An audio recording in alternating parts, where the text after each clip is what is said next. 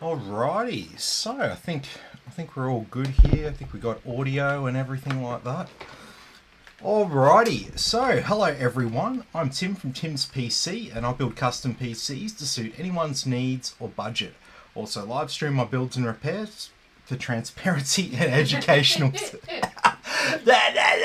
for transparency and educational purposes. So if you'd like to get an awesome new PC and you'd like to see it put together live, send me a message today. Alrighty, so we're back here on a Sunday night. We got a good one on tonight. So we've got a Lian D011 EVO in white, and we've got a lot of white stuff here to kit it out with. Not every single component, but definitely enough of it.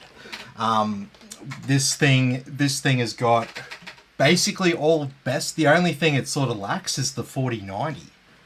Realistically, that's the one thing that it sort of doesn't have here. So yeah, we'll go through the specs of it, and yeah, we'll get right into it. So anyway, down here we've got the Ryzen 7 7800X 3D. We have a crucial P3 Plus. So the P3 Plus versus the P3, it's the generation of PCIe it is. So this one here, the P3 Plus, is the PCIe 4 one. We've also got a 2TB silicon power SSD, just a PCIe 3 one there. We have 32 gigabytes of 6000 megahertz C30 RAM. We have the aforementioned RTX 4080, the PNY.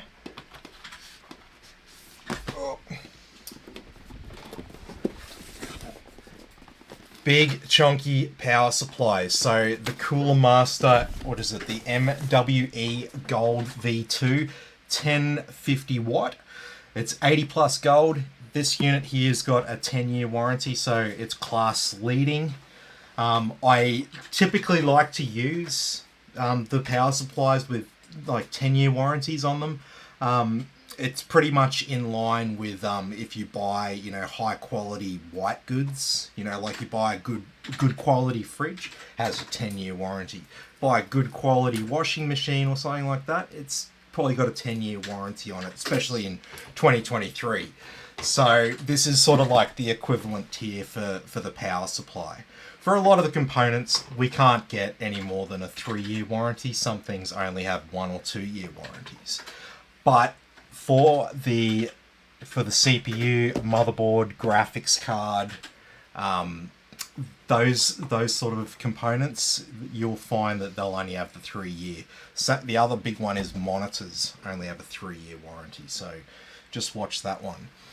For our motherboard here, we've got the Asus TUF Gaming B650-PLUS Wi-Fi. What else have we got here? So if we go around the other side here, we've got streamers for it. So these are the Streamer V2. This one is for our motherboards. This is the 24-pin one, and this is the Streamer V2. So this is for the graphics card there. I've also got a couple of packs of extra fans there. We've got a 360mm cooler. Actually had something spilt on the cover there, so yeah, just FYI. It's not nothing is damaged or anything inside the box. It's just water, but it just went all gross and then got like ripped, and I'm like, oh, I'm not gonna have this freaking ripped shroud on it. But that one there is a Deepcool LS720, 360mm all-in-one liquid cooler. They come with a 5-year warranty on the pump there, so like I said, that's another class leading warranty. You don't really see any more than that. I think maybe there's a couple of token units out there that might have a 6-year warranty, but in general, 5-year warranty is like the top tier of warranty for your all-in-one liquid coolers. And finally, the aforementioned Lian D011 EVO in white. So this one here it's an interesting case because you can actually reverse it. So we can take these panels off the top and we can take this panel off the bottom and we can swap them around. So if you wanted the glass on the other side, we can do that. Very nice. And the only thing that might not sit well with you, excuse the pun, is the fact that if it is reversed, everything is upside down. Now, you might love the idea of that, but there's certain people out there that would like annoy the shit out of them. So just FYI, if you were planning on doing that, just consider all aspects of it. Alrighty, we've got a few people chiming in. Mad Warrior and Latios say Mad hey. Warrior, Latios, how you going, guys? And Pion says hey, how are you? And George says hi there to Hussein. Hey guys, how you going? Good to have everyone here. Alright. Latios says powerhouse of the computer today. Yeah, this is definitely a good one. Definitely an enviable system. So, look, let's get right into it. Now, I did chuck the battery for our other camera on charge.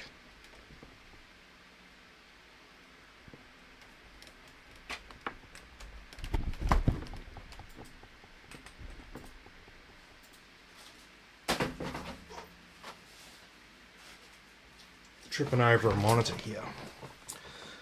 Okay, we can I'll do it. Quicker if I did it.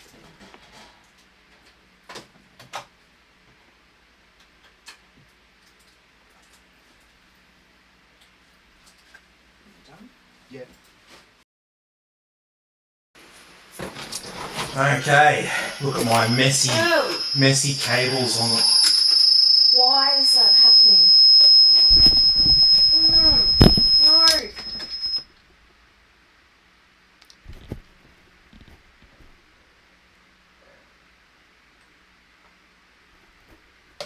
What'd you do? I didn't do anything.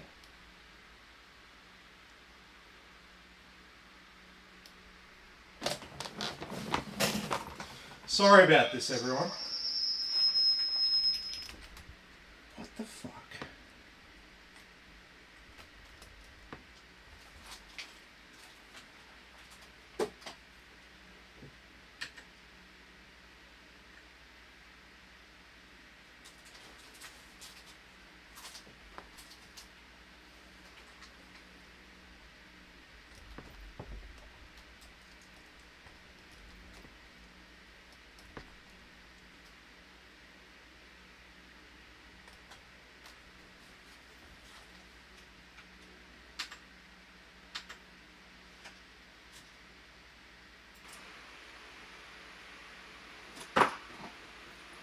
Sounds coming through that monitor.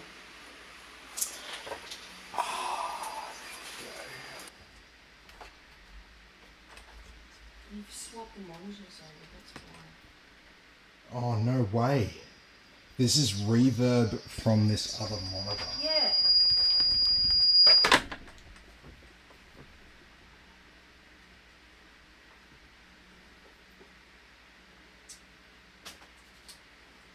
Just a second.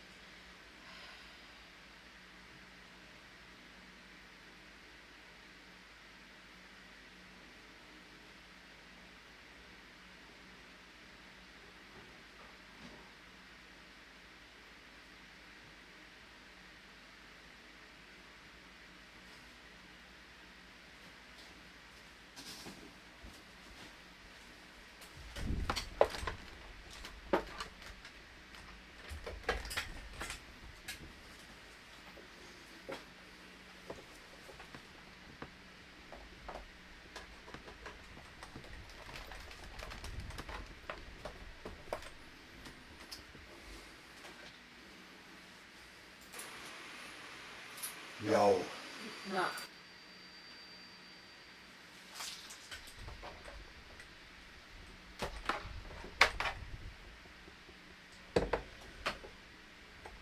you fucking serious?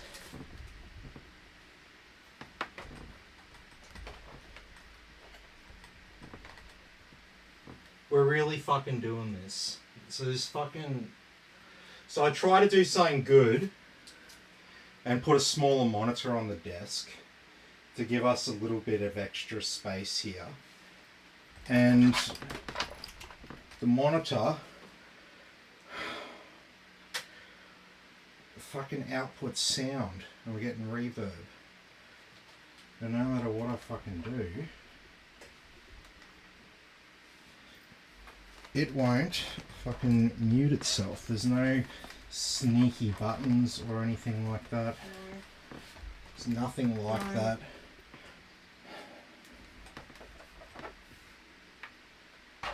Well, that's a... Get rid of it.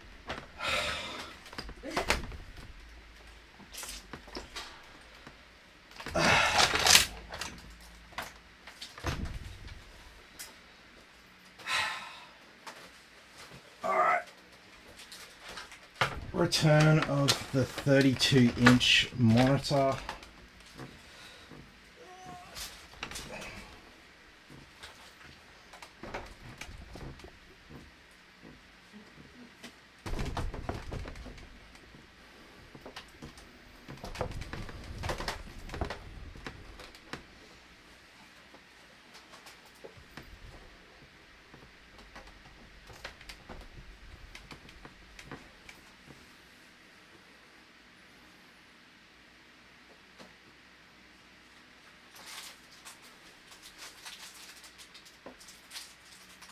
No, there's no signal.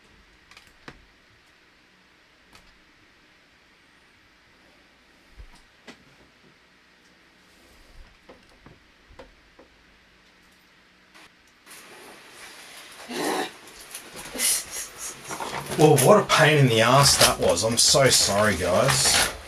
So sorry. That's just shit.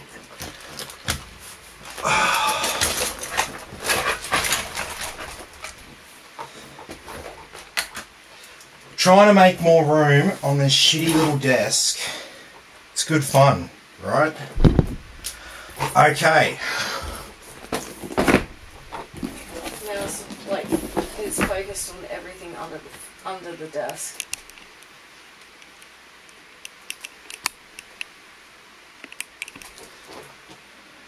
It's focused under the desk.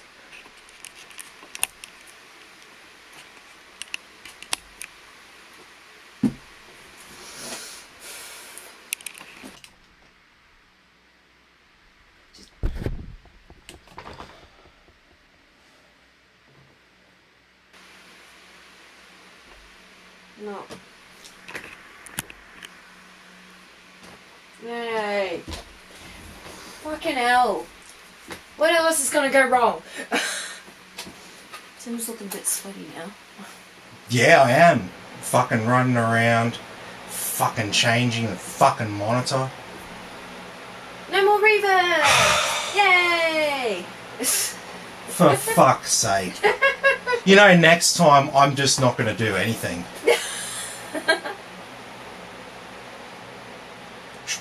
Shows me to fucking use my initiative. No more initiative! Fucking bullshit. Okay! Fuck!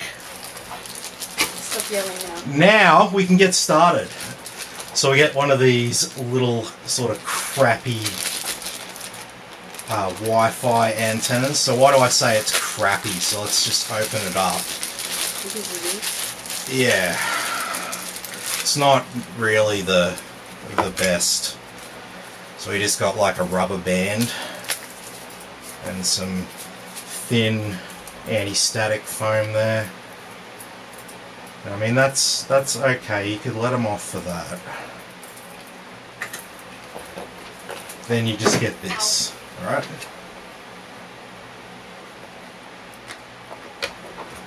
Then you got this. A piece of plastic wrapped up in plastic. All right. So then you got to thread these through here, and you got to sort of like build your own Wi-Fi thing here. Which I don't know. I don't know, man. I don't know. I think it, like, come on, Asus. Alright? Like, fucking, I don't think this is good for the brand.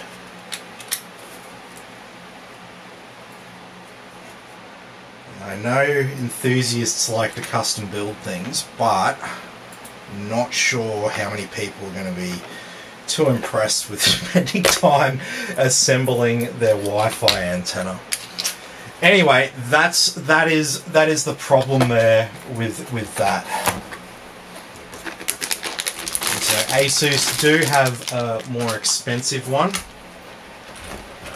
but apparently this motherboard's not good enough for that.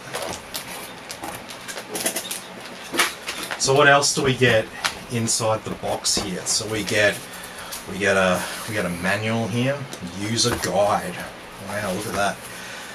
Certificate of reliability. Okay. That's interesting, isn't it? So we had some stickers, so we can stick stickers all over our rig to further promote the Asus brand. We had a CD. Look at the CDs. Got an actual CD. How's that? Yay! That's fucking cool, isn't it? SATA cables, M2 offsets, blah blah blah blah blah. All of the usual crap that you might see.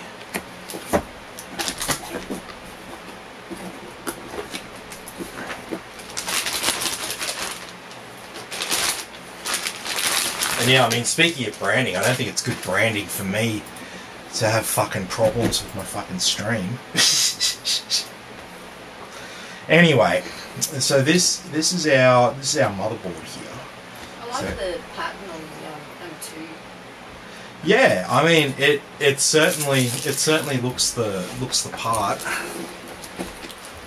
So starting up the top here, so let's go through all of the features of the board. So we've got 12 pins of CPU power, so that supports a bit of overclocking there. I mean, I don't know why you'd want to push more than 250 watts through your CPU, but anyway, people can do that.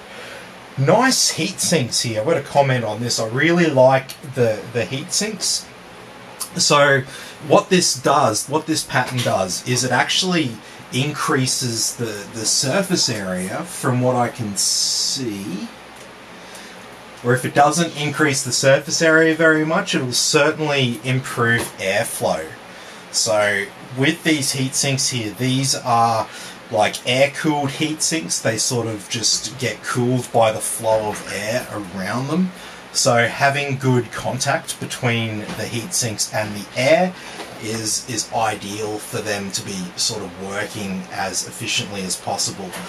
Obviously, we've got our AM5 CPU socket there, now an LGA style socket like Intel and like AMD Threadripper. Okay, so we've got 1, 2, 3, 4, 5 fan headers on this board. So, oh, hang on, no. I missed. There's another 2 down here that I missed. So that's a total of 7. That's actually a pretty reasonable number of fan headers to have on a board. Normally, just due to the amount of juice in there, you can't really have sort of more than 8 without like a controller to sort of do a bit of the heavy lifting there in terms of amps. So just FYI there, if you have a sort of more standard build, you might just have 3 fans on the front and 2 fans on the top and 1 fan on the back, in which case you've got 7 fan headers. So you've got 1 for your CPU pump, and then you've got 6 for the fans. What are you doing, Bailey? Bailey, Oh, for fuck's sake! get out, out. There you go. Sorry, the dog was sort of fucking us up there, so yeah. Anyway, we've got a 24-pin ATX power there. We've got a USB 3, we've got a USB-C. We've got 4 SATA ports along there. Along the bottom here, we've got our front panel connector, 2 USB 2s, TPM header. We've got 2 12-volt and 2 5-volt RGB headers. So no shortage of RGB headers. What have we got there? A clear CMOS header. We've got our COM port header.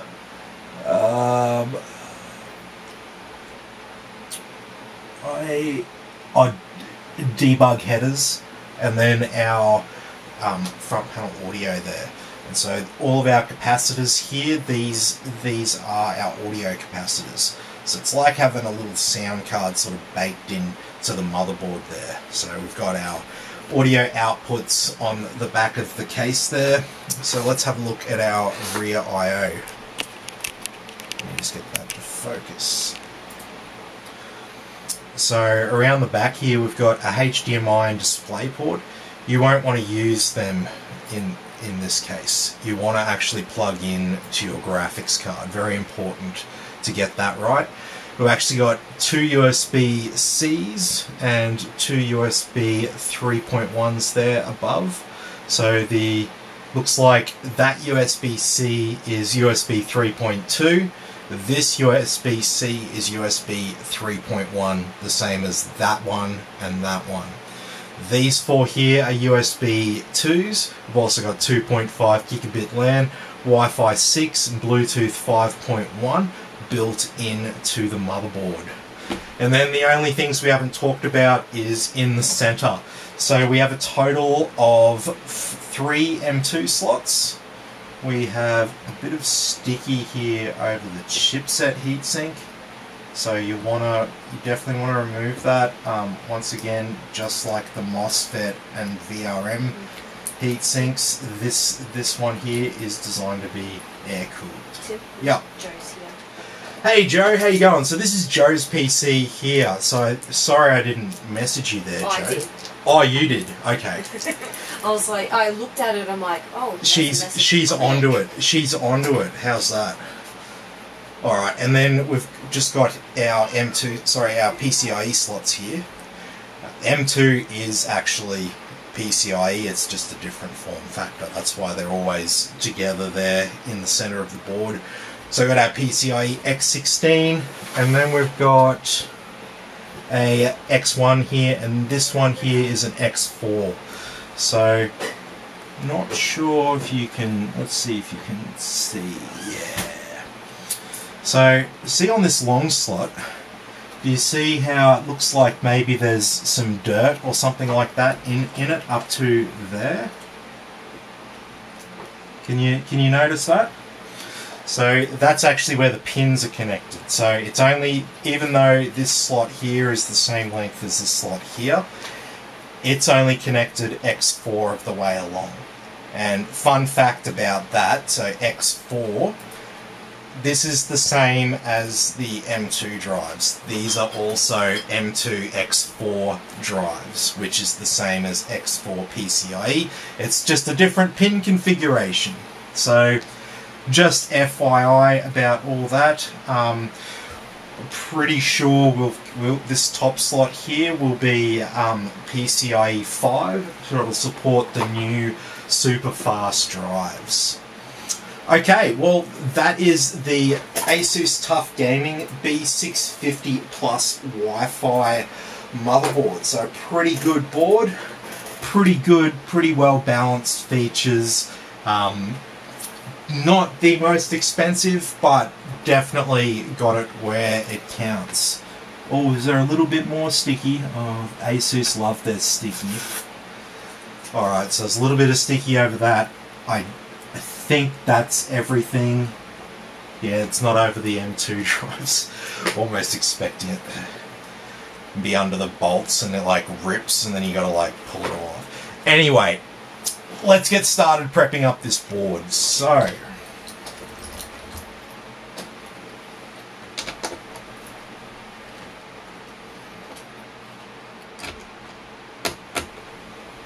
since all these slots are a PCIe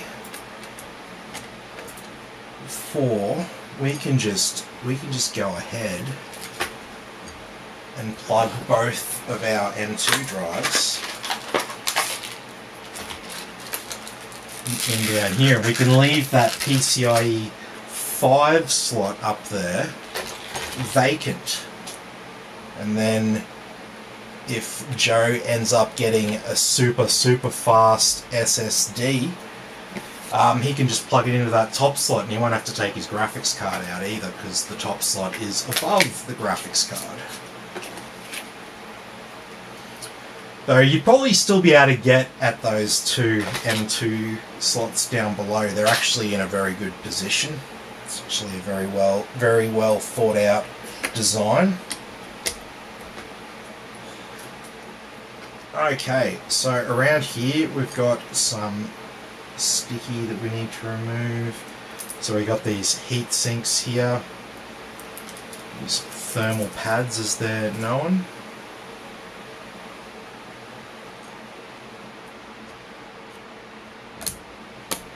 Alright, so just line up those screws.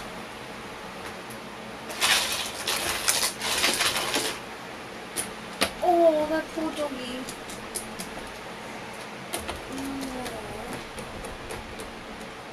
There we go. So there's our storage. So we've got a 1TB Gen 4 and a 2TB Gen 3. So it doesn't make a big difference, Gen 3, Gen 4. You'll see me in a lot of builds just have a Gen 3 drive for the customer. It's just because it doesn't make sense to spend a heap of money on that. Okay.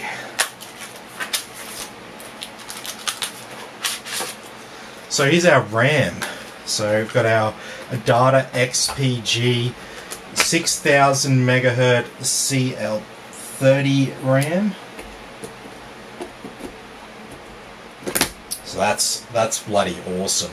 So if you wonder what the numbers sort of mean, without going into a heap of detail, one value is the speed, and the other value is the latency. Now, what the hell does that mean? Okay, look, without going too much into it, it's the overall performance of your RAM depends on the speed times the latency. So if the latency number's higher, it offsets the speed of the RAM in terms of the sort of net performance. So what you want is the best balance of the lowest possible latency, or when they say, like, say CL30, that stands for, the CL stands for the CAS latency, and so that's what we talk about. So it's the speed times the CAS latency, and that gives you the performance of the RAM, essentially. To get a proper, more in-depth understanding of where the best sort of speed times CAS latency RAM kits are, you need to look into the benchmarks of all that. But in general, right now, 6000 C30 is an excellent mix of price, performance, and essentially that's the sort of kit that most people should be looking at right now. There's also some good ones. There's some 6400 MHz CL32. That's also really good. So check out that one as well. A bit faster, so 400 MHz faster, but a little bit higher latency. But it doesn't make a big difference. So Christine's just showing me random shit. Anyway, the next thing on the agenda is our Ryzen 7 7800X 3D. So this particular CPU is pretty much the best performance AMD CPU for gaming. You can get an X3D in sorry, which way does that come off? You can get the X3D in 7900X and also in 7950X. But if you look at the performance, the 7800X is just better when it comes to gaming. It's an interesting reason why. I couldn't tell you off the top of my head. I'd have to look into it. But that is what the data says. So you'll see a lot of people wanting the 7800X 3D, and yeah, for anyone who has the budget, you'll probably get a recommendation from me.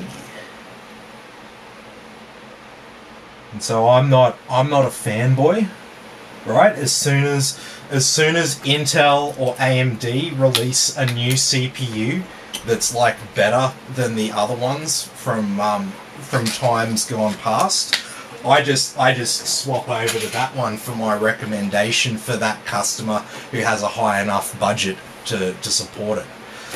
Okay, well, the one final thing we'll do before we swap back is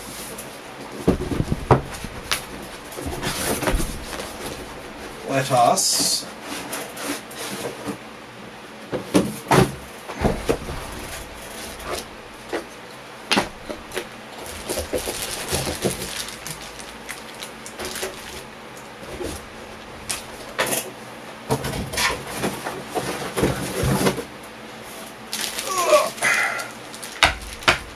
so here it is.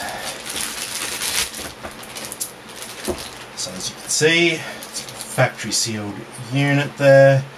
We've got the thermal compound pre-applied. So always check that if you buy a cooler, that it definitely is a brand new cooler. So check the specs out for your cooler and yeah, make sure it is definitely new. Because in the tech world, it's a situation where there's a lot of people who oh,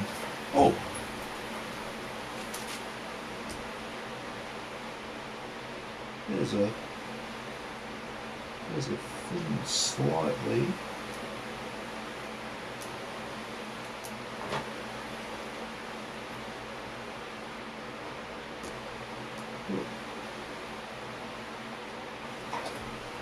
There we go. Little nick on the fin. So these radiator fins here are fairly fragile, but also really easy to fix. I can put a more finer screwdriver on that, but it's not going to make any difference there whatsoever.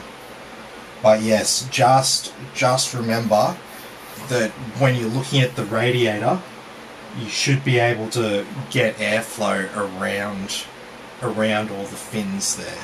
So if you notice any sort of knocks, and it's quite easy to sort of knock it just with the pump as you're installing it, but just sort of make sure that you look out for little things like that as you install it.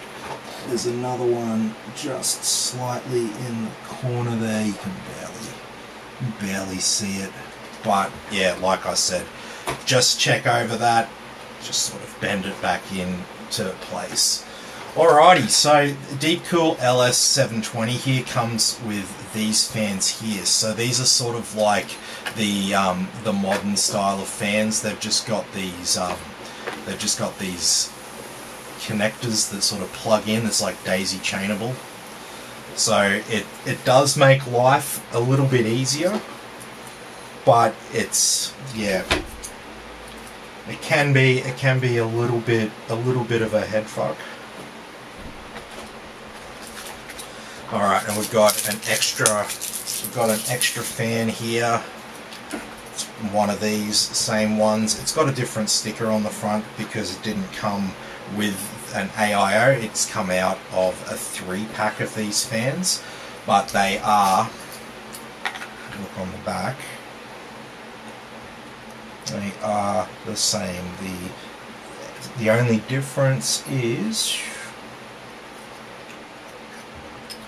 FDB on this one, and that is the one that's come with the cooler, and this is the one that's come with the 3-pack. So just FYI there. Over here we've got our kit. So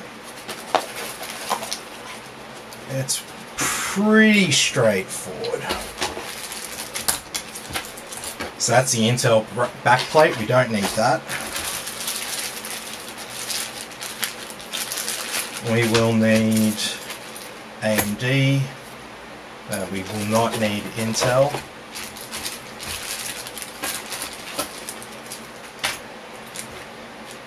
Okay. So our bolts here for attaching our fans to the radiator and our radiator to the case. We got our AM4 kit here, and we got our screws and bolts for attaching the arms to the cooler. So pretty straightforward.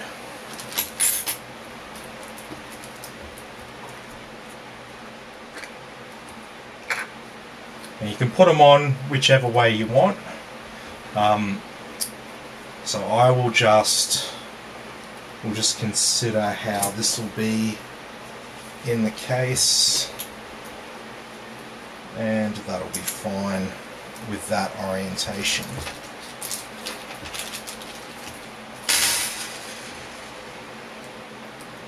Oh damn, this isn't the one with the, oh damn.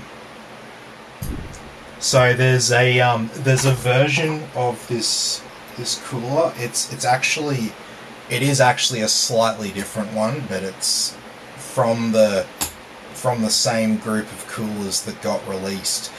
It's called the Deepcool LT 720. And it doesn't come with what do you call it? It doesn't come with RGB fans. It's just got the black fans. The black fans, I think, are slightly higher powered fans, so that's something. I guess because usually people who are into no RGB are like right into whatever's the highest possible performance they can get for their money. So people who don't want RGB generally don't want to waste any money on anything other than the key components. But like I say to a lot of people, I'm like, man, there's certain items like, say, cases and coolers and stuff like that. Sometimes we have to sort of shop around and muck around more to find you something that's compatible that doesn't have RGB. So that can be a thing as well. So one thing that we do need to do now, we need to remove the standard brackets here for our AMD motherboard, because we have a more robust mounting mechanism for this cooler.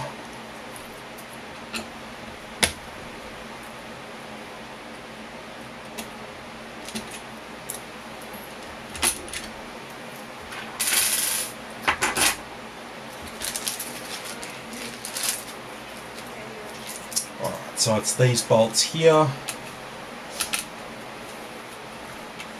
and you can just screw them down with your thumbs. Tim? Yeah. This one, she says, hey, hello, if you can afford a 4080, wouldn't you just go 4090 and future-proof? What's the price difference between the two? Oh, it's like $1,000 difference, man. It's not like it was just another $200. There's an extra grand. And so, yeah, this customer wanted to spend like I think it was like $4.5–5 for this. And yeah, I mean, realistically, it's not like you're getting like you're talking like 2800, right, for a 4090, and you're talking like 1800 for a 4080. So it's an extra $1,000, and so $1,000 is more than half of 4080. Right? You following me in terms of the maths? So you're going to pay an extra like 60% more than the 4080 to get the 4090. You ain't getting 60% more performance. You're getting like 20 sort of maximum. So yeah, just consider that. Nvidia just and all the board partners, you know, they know how to make money. They've seen how much people will spend on high-end graphics cards for gaming. So yeah, I'm sorry, we don't set the prices. Like, if you saw how much things were wholesale, you would be like, huh? What? It looks like the same price at Scorptech. And like that's how it rolls, because they can buy more stock than me. Sometimes Scorptech is cheaper than what I can get wholesale. Sometimes Umart's cheaper than what I can get wholesale. So yeah, it's a system that's, you know, a little bit broken, but the people at the top, you know, they wouldn't have it any other way. Alright, so one thing I like to do is to tuck our fan and pump power cable sort of behind that, and then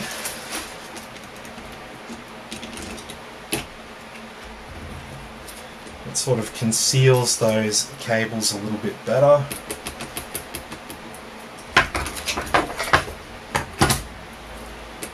So like I said, press down, and surface tension should hold that in place for just a second. Long enough to get a bolt on.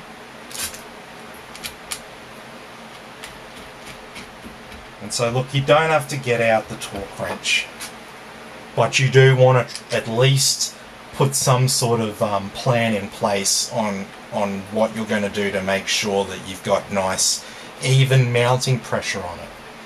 And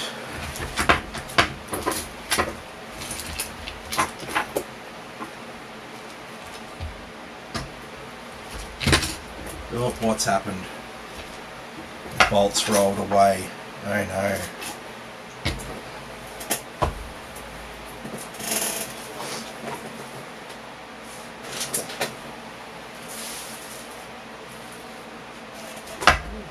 What the actual fuck?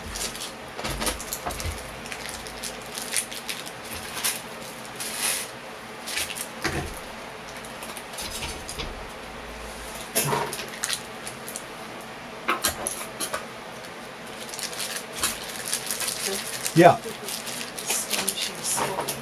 Astonishing oven. This is, hey. Astonishing oven. How you going? I like that name. That's cool. It is. Mr. Watson says on page about 4090 and 4080 price. Yeah, it's insane. The thing says has returned even. So. Hey man, how you going? Here's that bloody bolt. It rolled away.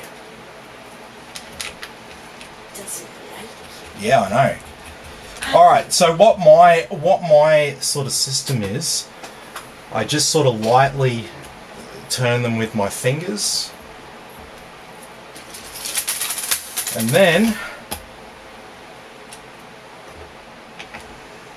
apply the same amount of pressure to all of them with my screwdriver. So not over tightening and not under tightening. Like I said, you don't have to get the torque wrench out, but just sort of give it the same amount of force roughly all the way around, and then you won't have any issue with your cooler. You won't have to worry or stress about, oh, have I mounted it correctly or anything like that. All you need is just that. Oh no, are you serious?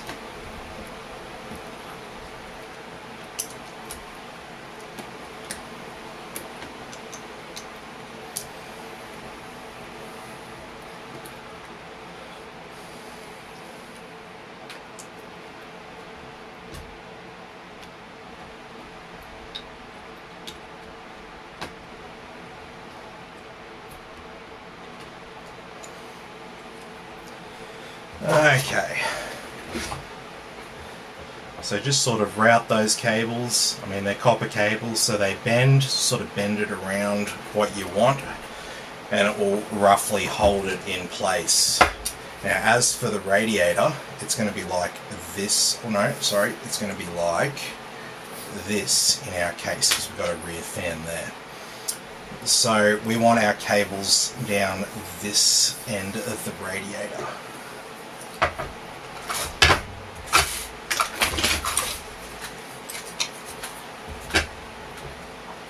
So definitely get this right first time, because it's a real pain in the ass to go back and redo it again.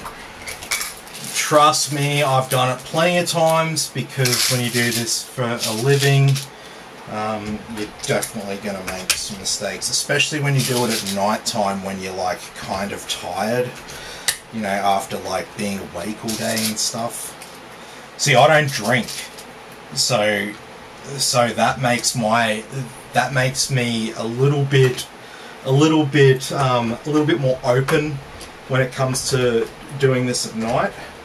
My agenda is clear. I don't have any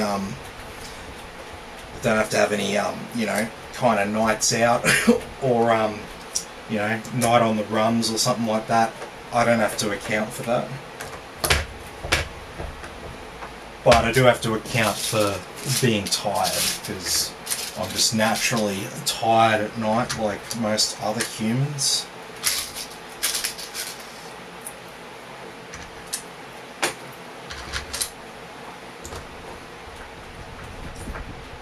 Okay, so just finishing off these screws here on these fans.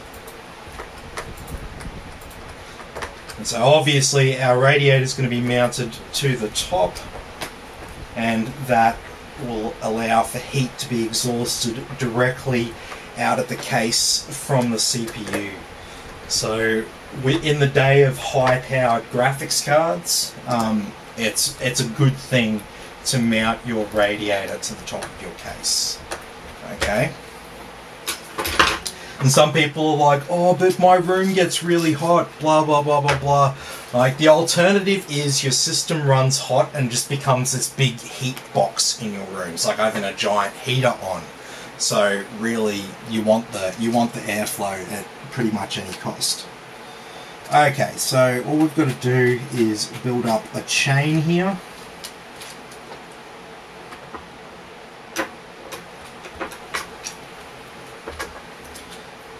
Okay, so one into the other. This fan here, because it's the same fan, that'll get plugged in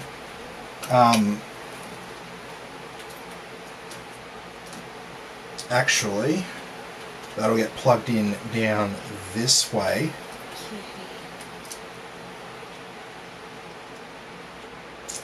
Yeah, and then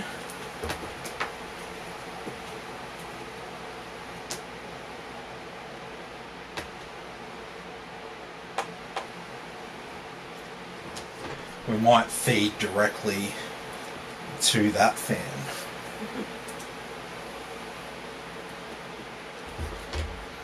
Alright, I think we've done everything. I think we're ready to move on to prepping up the case. Alright. Sweet as. Hello. Hello. Hello. Fucking hello. Hello. How the fuck are you?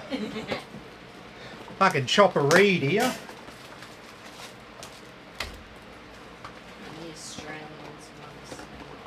That's your... Come on.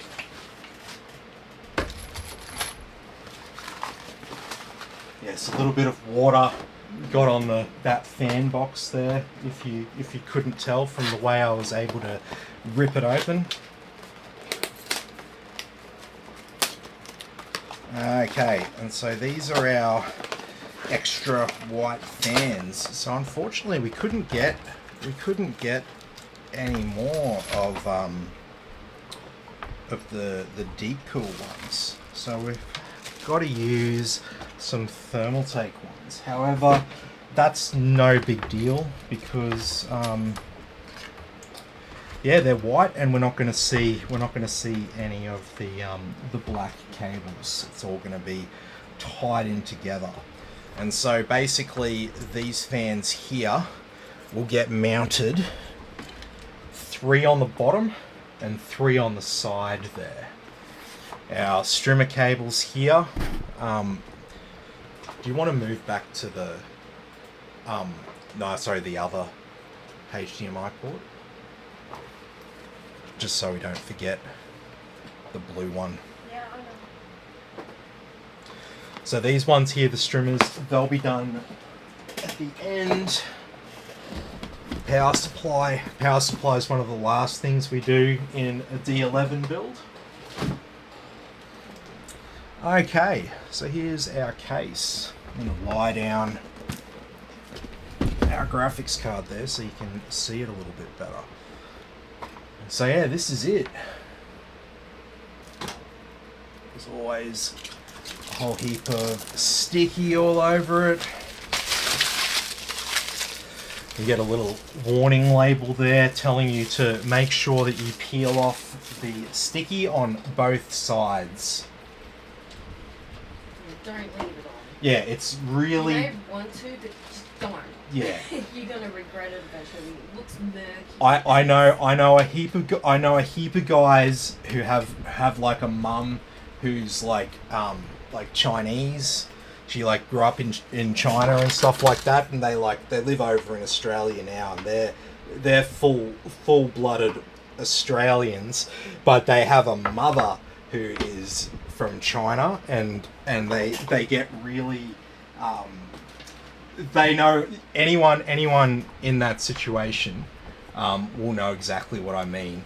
Is you might have a slightly overbearing mum, you know, who might like to leave plastic over couches and stuff like that, and when you don't do the same thing, she's pretty hard on you. Because I've heard that this is apparently a thing. I'm not even stereotyping. This is a very, very common thing. So anyway,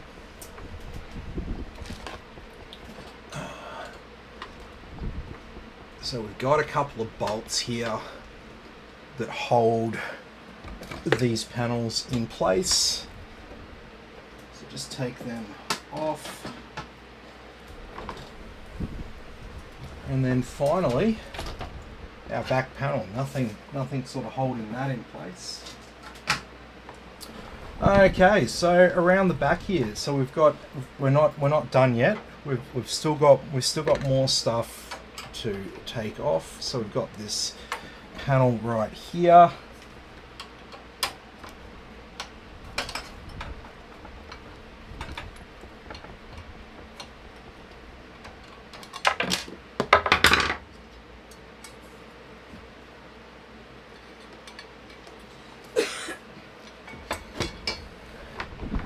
Alright, and that's around the back there. So you got plenty of room in this case. So no excuses for not having it all tidy and tucked up behind this panel here. And so there's plenty of room in there for your cables to bunch them up and tie them up there. I recommend getting all your other cables in place, and then the power cables go down over the top. Okay, so that's pretty much the best and most efficient way of doing it. if you install the power supply too early, you're sort of having trouble reaching down there, and it can become a big pain in the ass. Okay, so one thing that we can talk about as well is we can actually change the position of these hard drive trays. So we can put them at the bottom there, and then the power supply can actually go up the top. So pretty cool feature. This case is built around like the principle of like sort of symmetry. You can like turn it upside down and it still be right, and you can move the power supply up and down as per what you want. So yeah, pretty good.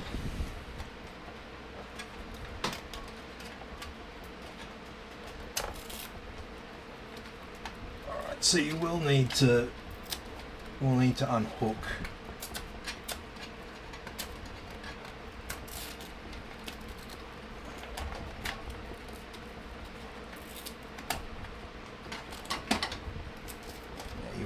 unhook these Velcro ties, which are actually kind of annoying to work with. I normally remove them, but you can keep them if you want. You can see how much I'm sort of struggling to... Okay. Alright, so now we've got our other connectors all free. So this one here is RGB for our front panel there. What we got here? Front panel connector and a single plug. So that's completely idiot proof. Got our front panel audio, USB 3 and USB-C. So pretty standard assortment there. Okay, well, let's get stuck into our fans.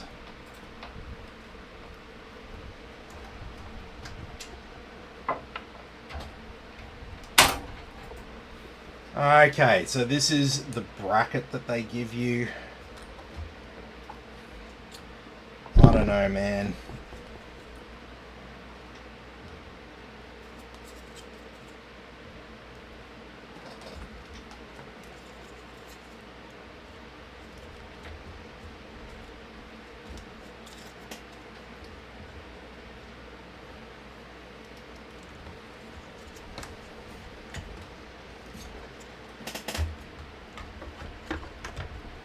Okay.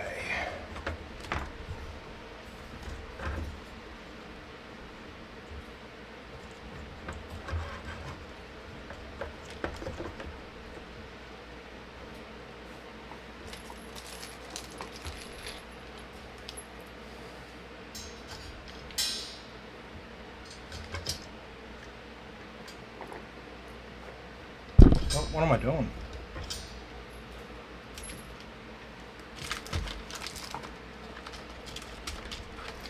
I got it on top of a radiator, and so my brain was like, oh yeah, grab the radiator bolts, man.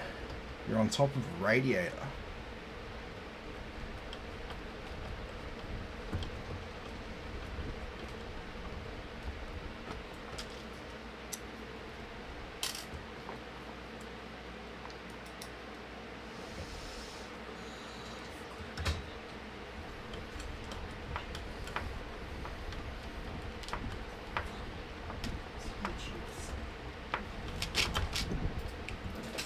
That's the wrong thread pitch on that one.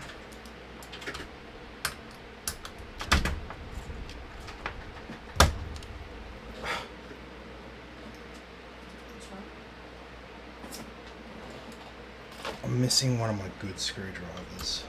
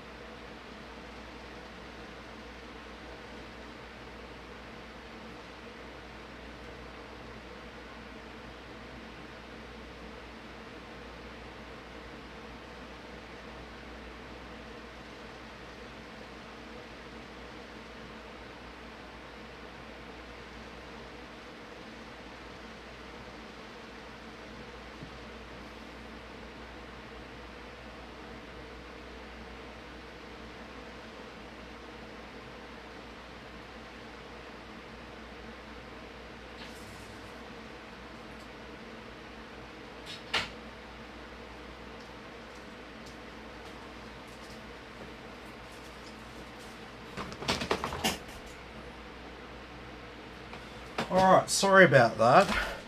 I'm in the process of converting a garage into a granny flat. And so I've got a lot of my tools up there.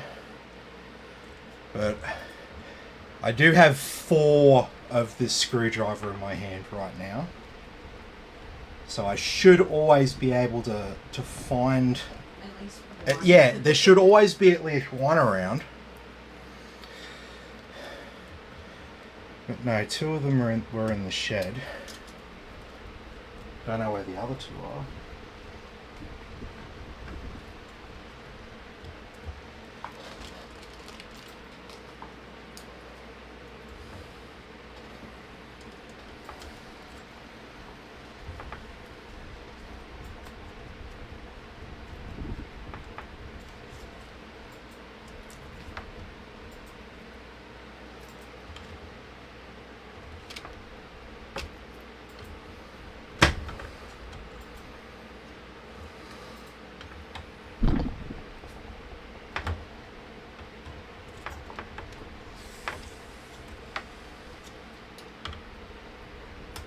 What are you deep breathing about over there? Ha ha! Ha ha! Cat destroyed a Christmas tree. Mm-hmm.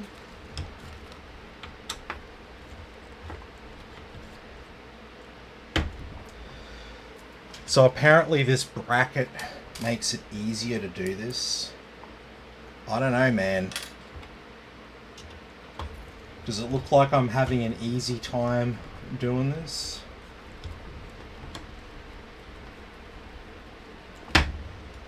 You know, the alternative is just turning the bloody thing on its side and screwing the fans into the bottom of the case directly.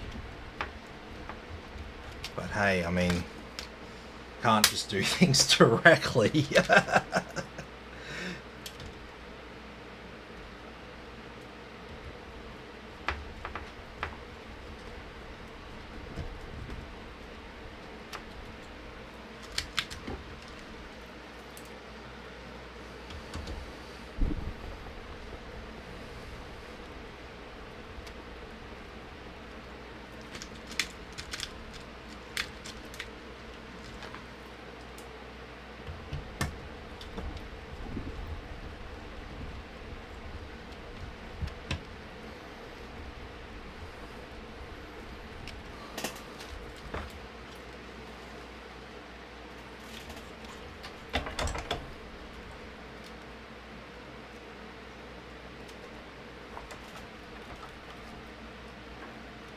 I swear these fans used to come with white cables here. I swear I've used them before in a live stream right here. And they were white. But that's okay. That's okay. We can work with this.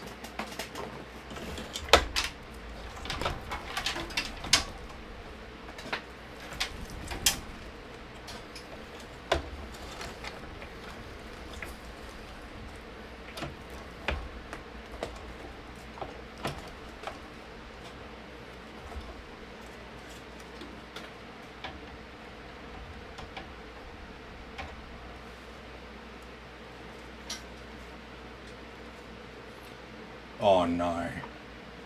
Are you fucking serious? Oh man, this is not my night, eh? What? What'd you do? They're around the fucking wrong way. I hate these fucking brackets. Oh no.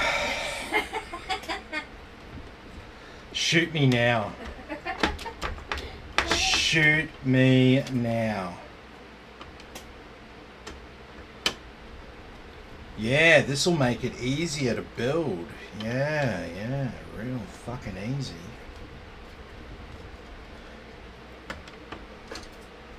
That's not a freaking mindfuck to work out.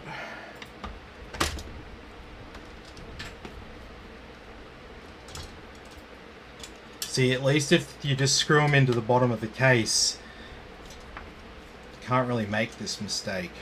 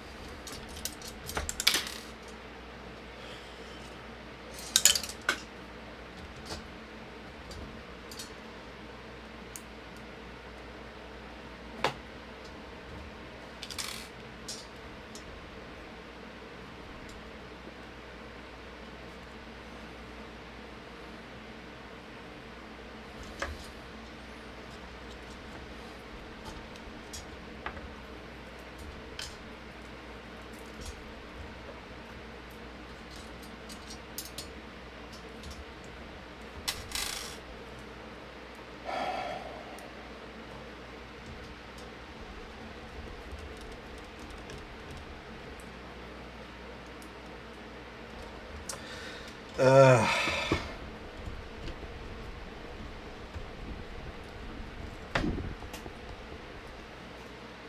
have to upload an edited version of tonight's build. Yeah. Oh man. Tonight, not my night. Because I spend all day fucking around with other stuff. We also own a house, which is like been to. Yeah, we're in a neglected house that we're slowly freaking fixing up. I've redone all of the taps except the laundry, but they're sort of okay. They're okay for now. They're fine until rip off the tiles. And just... Yeah, yeah. And so yeah, so it's new taps in the kitchen, new taps in the shower, new doorknobs and stuff because they were all fucked. To anyone who owns a house and rents it out, make sure your real estate agent is actually looking after you. Yeah. I just assume that if someone was a quote property manager that they'd actually like, you know, manage the property, but no.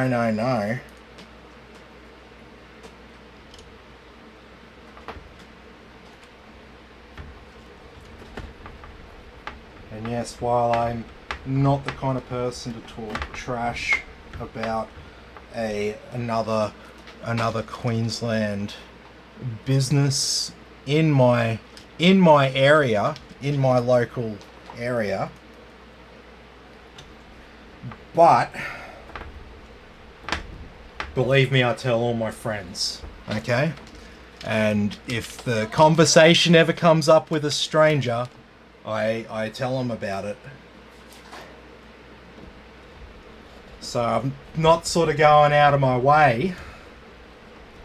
If you want to know who it is, message. Yeah, message me privately. I'm happy to tell you privately.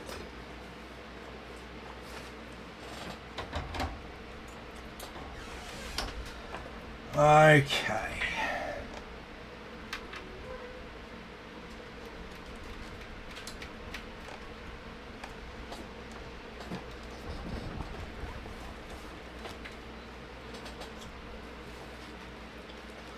Alright, so bunch all your cables together, makes it a bit easier to feed them all through. And then you got three fans at the bottom, so the best way to deal with that is to pull all the cables into the one position and then chuck a cable tie around it.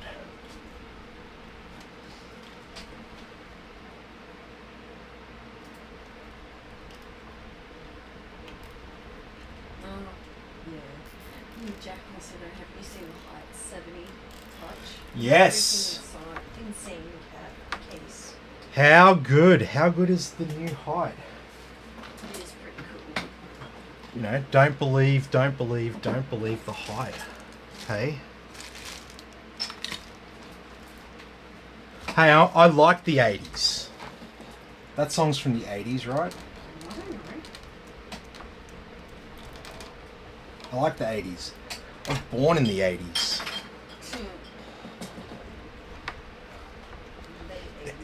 How cool? Nah, but how cool am I? I'm so much cooler than you 90s kids because I'm born in the 80s. The look on her face. I like to hear it in the comments. Do you think I'm cooler because I'm born in the 80s than the 90s kids, or the 90s kids cooler than me? Let me know. Cop something in the head then. Bloody hell. That was a SAR cable. There's more where that came from. Okay. So yeah, just channel all your cables to the one spot there, so it's nice and neat. They used to sell the screen separately, but it was such Yep, I've installed. I've had one. but best selling at this stock. Yeah, that's good. That's good. Because, I mean... Smacks wants to know, does this one have an RGB strip in the front? Yeah, so this is the Lian EVO, as they call it. So the thing that this has that the D011 doesn't, fan at the back, LED strip at the front. All white panels and white glass and just a lot more white than the regular D011. Not that there's anything wrong with the regular D011. I love that case as well. I think it looks great. And then yeah, just a slightly revised and modernized back end here. So all in all, pretty good. Okay, so we've got all these cables here. We got some more fans over here. So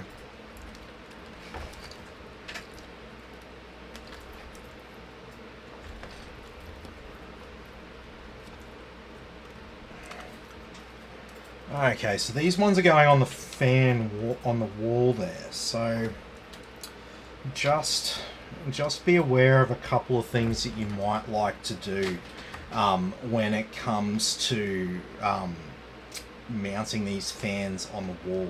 So some people like to mount the radiator there. So it's not ideal because you don't really want the tubes at the top of the radiator to be the high point of the loop. Because there's a pocket of air inside the loop there, so that allows for the expansion of the liquid, right? But a pocket of air inside a water moving loop doesn't sort of just get forced through like the water. It'll just create an airlock at the top there, and what can happen is it can actually restrict the flow of coolant through the loop. So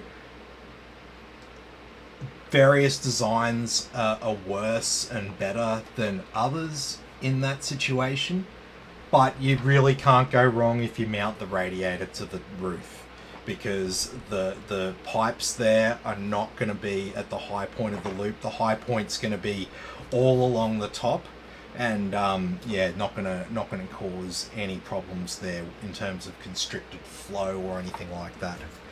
Okay, and so these fans on the wall there,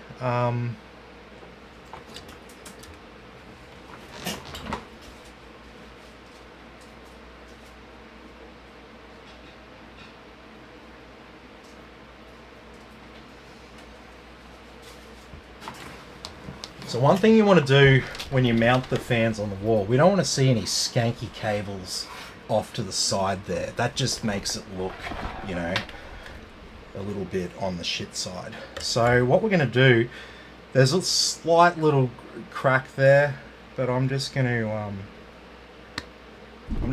sort of chip a bit off there with my screwdriver, and we're going to route these cables so they're physically at the back. So when they're mounted to the case, right, we're not going to see any cable. All the cable is going to be at the back, and so that is our way of doing this. So this will make it a lot cleaner, and you won't see any of those cables, because even if they're white, even if the cables were white, it would still look somewhat out of place.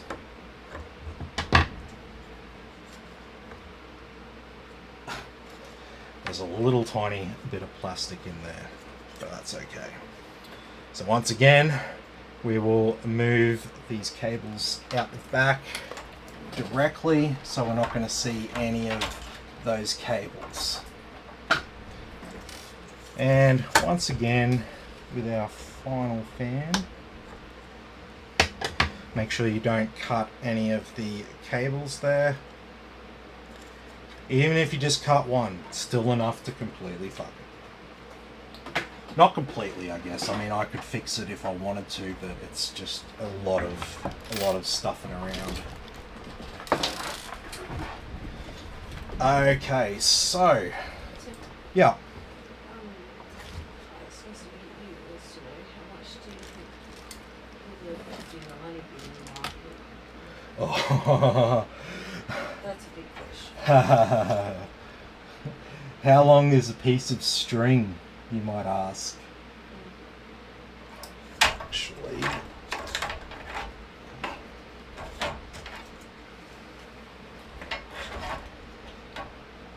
yeah, that's the question. Now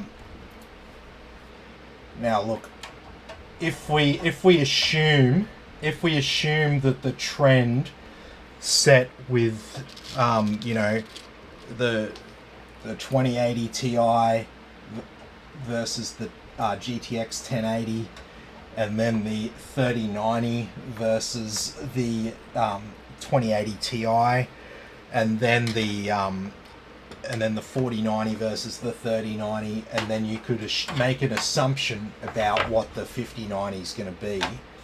And if you do that, it's going to be even more expensive, draw even more power, and they're probably going to produce even less of them, but they're going to make an even bigger profit margin on them. And they're going to be even bigger than the 40 series. But that's just sort of one way of looking at it, right? That's just analyzing the trend and applying it to the future like an AI would sort of do, right? But yeah, as for actual stuff about the 5090, no one knows. No one knows. People who say that they do are just fucking bullshitting. Alright, need to drop these fans like 1/2 centimeter.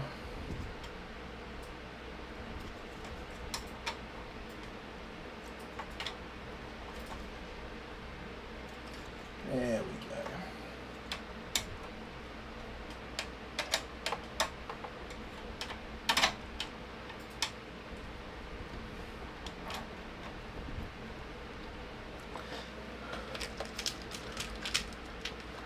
But one thing I'll say, okay, one thing I will say about the 5090 is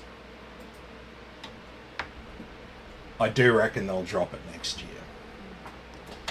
There's rumors that they're not going to drop it next year and stuff.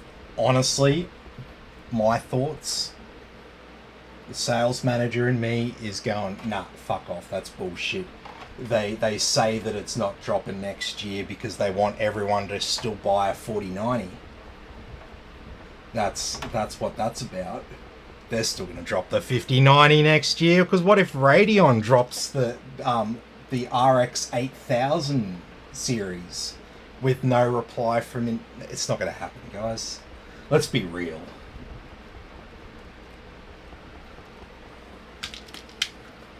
I'm sure plenty of people watching are wise enough to understand the very, very simple concept that I'm talking about here. Big companies, they always have a plan, man. They pay people to have a plan. You know, they don't just sort of like get the daily brief and then they're like, oh, okay, well, we're going to start doing this arbitrarily. No. It gets discussed and everything gets analyzed, and then they're like, right, we're going to do this.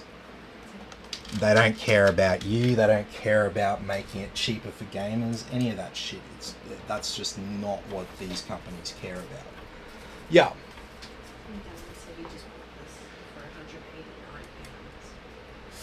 Oh, okay. A 990 with 289 for a Samsung 990. That's about right. Yeah, and that's the one with the heatsink. Yeah. Okay. Alrighty, and then yeah, much like what we did before.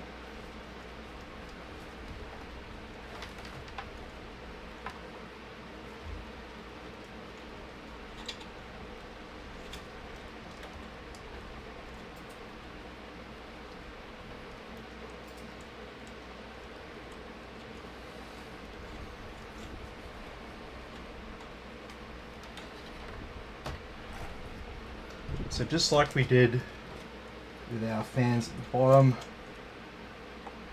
just get them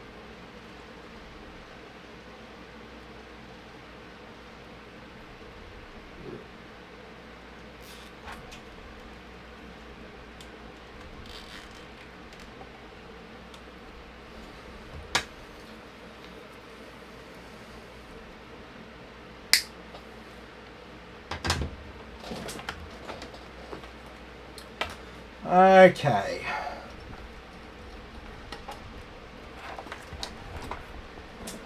Alright, so we've got most of our fans in place now, so that actually sort of brings us further along for the build than what you might actually expect.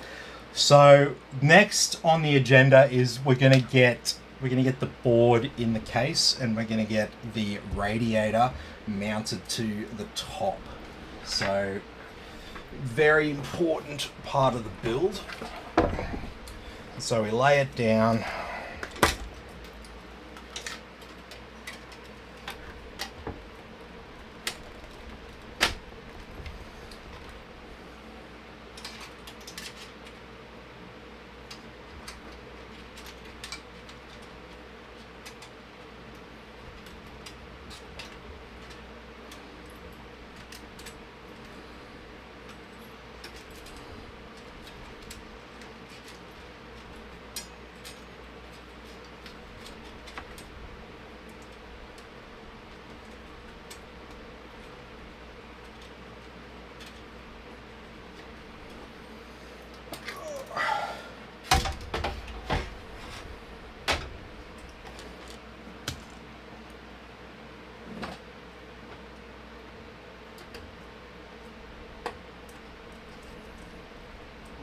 I'm just going to chuck a couple of bolts in our motherboard because we might have some cables that we want to route discreetly.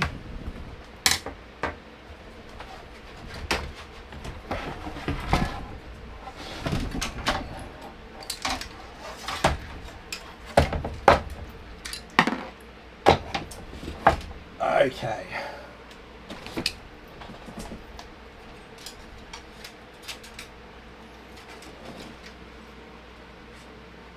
Alright, so I'm going to route these cables here behind the case.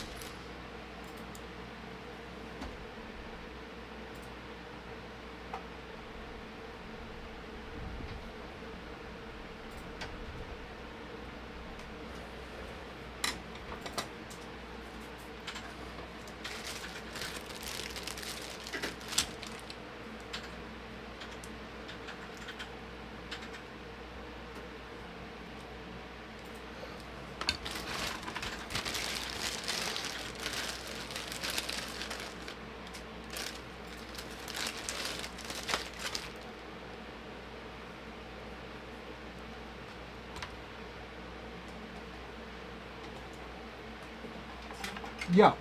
This makes me so Lian vision thoughts on low fans at the top, which is hugely ideal since heat rises. Yeah, definitely, man, and that's part of why I always put the radiator on the top there. It's good to have airflow being expelled from the top as you just said, heat rises. So we want to work with nature and not against nature. So if that's the way things flow, roll with it. The other reason is graphics cards, way more power running through them these days. They get way hotter. So it's not ideal to have the radiator on the front because then you're exhausting hot air over your graphics card. So that's usually for most people, that's a deal breaker, right? Okay, let's get this fan in place.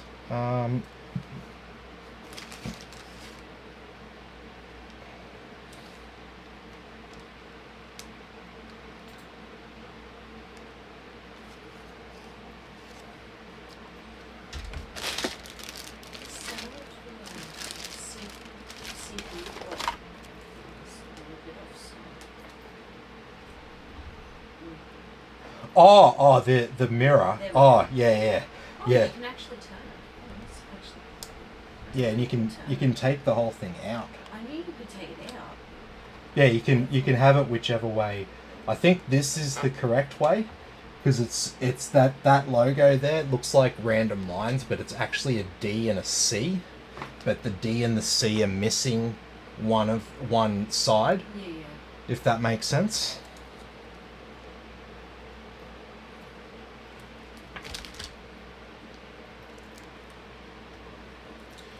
Okay, so this is our chain over here. So what we need an extension cable here.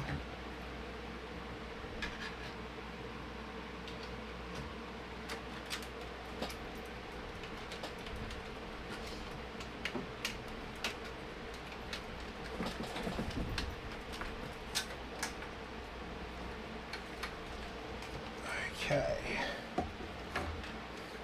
Alright, so this is probably the sort of more fiddly part of this, because I need to have the power running a certain direction here.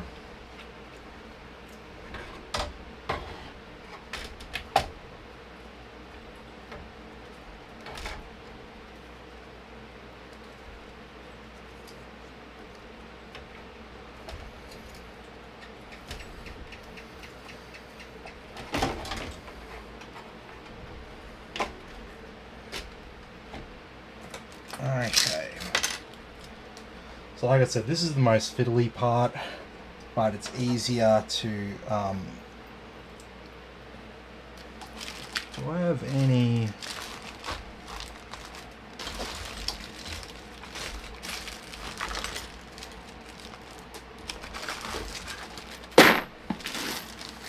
silver? Let's keep all of our bolts silver out the back here. What do you reckon?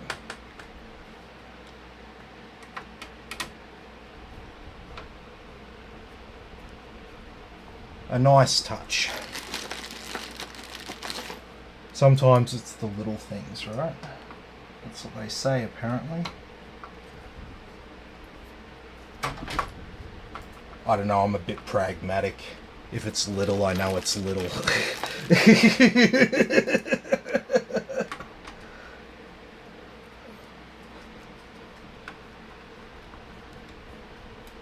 But yes.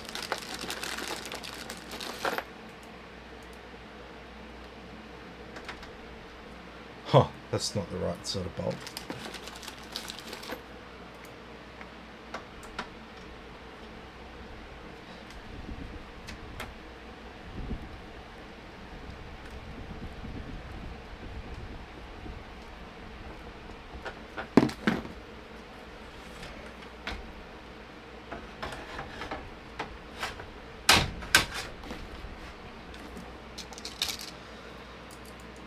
Okay. Oh no, there's one of these stupid freaking panels again. Oh, I hate these things.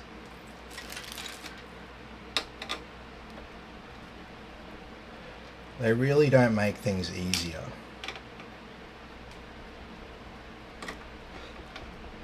Like, you've just added a layer of complexity to it.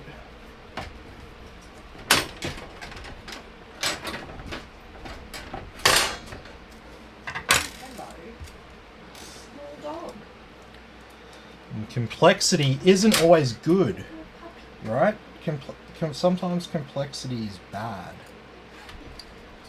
I mean, yeah, it's good. It's good for things to get more advanced, but come on, man.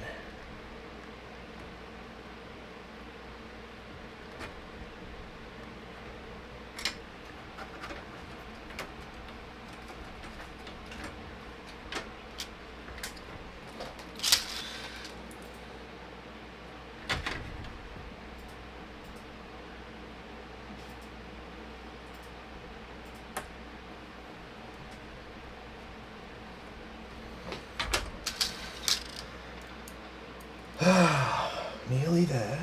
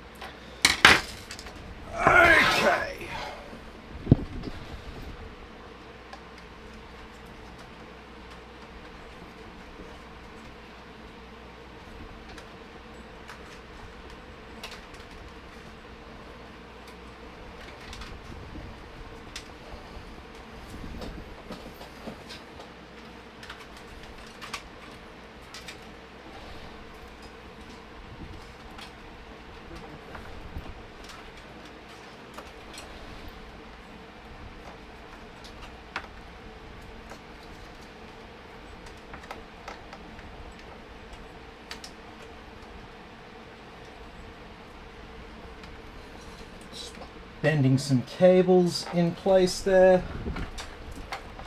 Okay.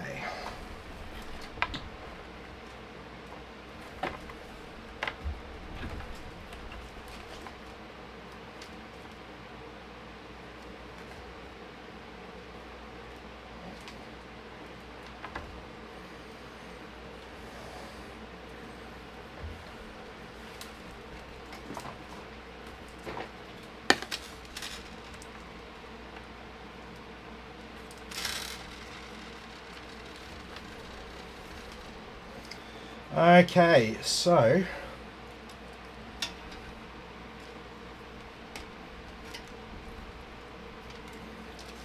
we can start to plug in some of these fans here.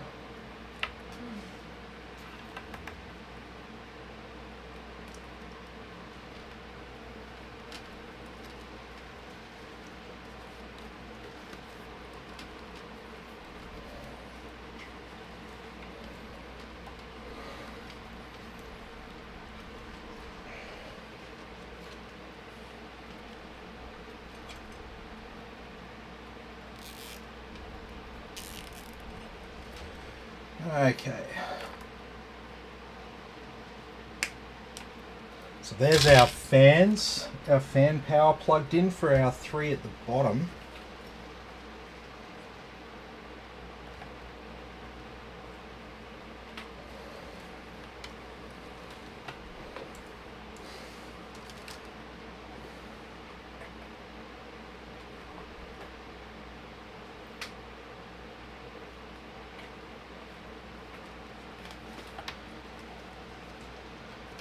Just realised there's a 4th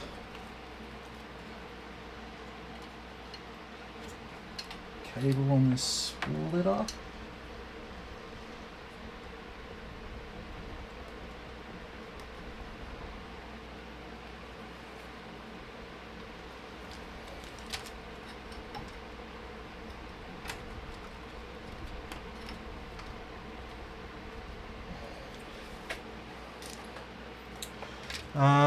Let me have a look. What have we got?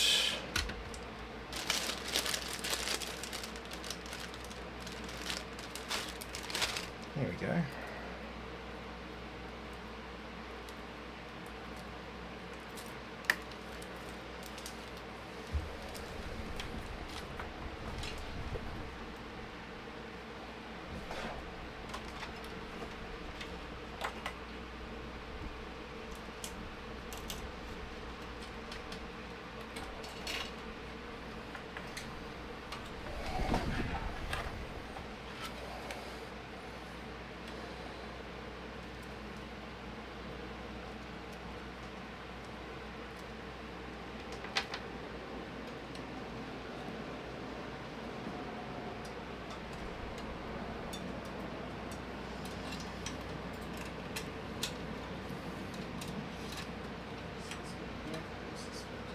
cables.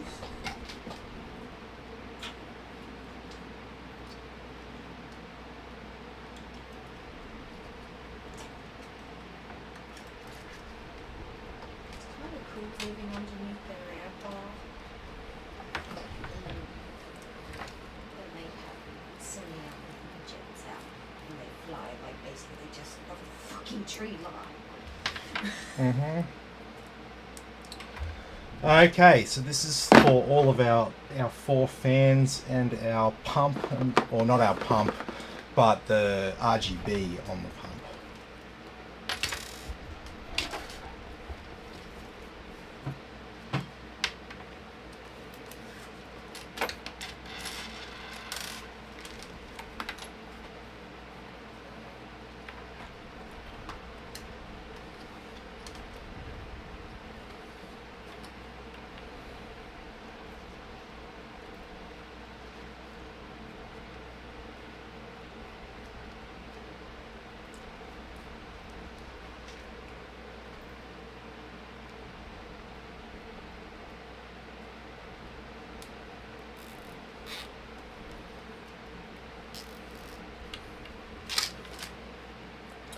So yeah, like I say, just try to use as few cable ties as possible and just group similar things together. Now, the reason why you do that is because as soon as you have a problem, like a fan fail, you don't have 10,000 cable ties to cut out.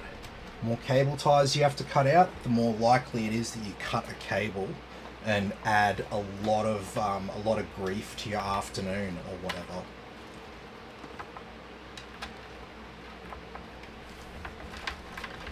Alright, so then we've got 6 more cables here. So these are our RGB cables. So we've got one here. This is the one that goes to the motherboard. And so this is the start of our chain. So we plug them in, directional cables.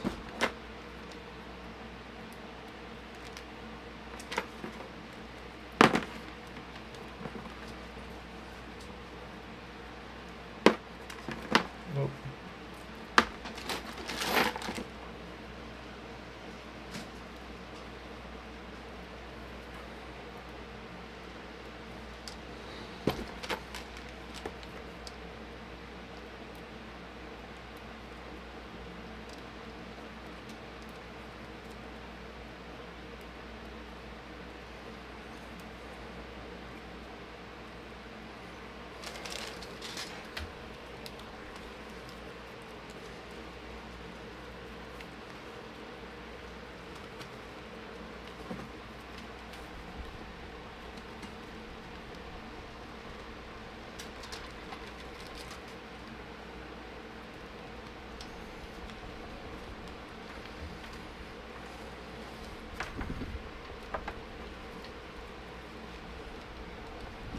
Alright, so there's all of our RGB from our thermal take fans.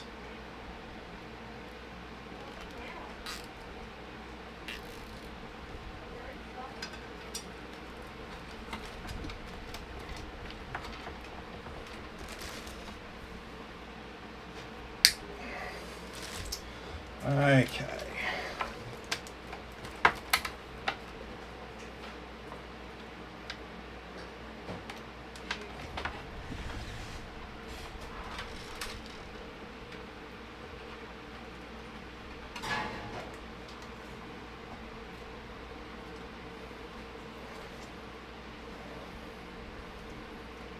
Okay,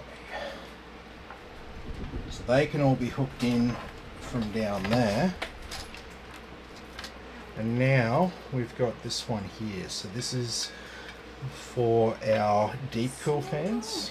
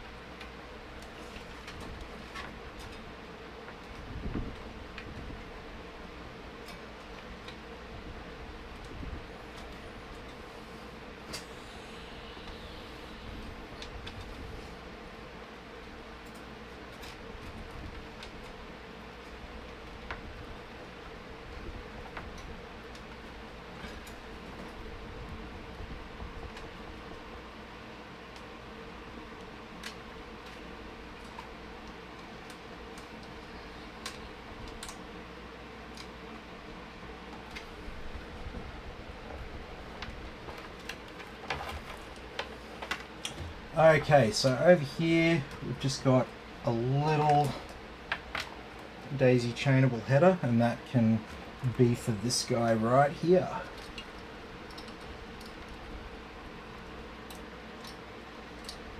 And this one here is for the strip on the front of our case.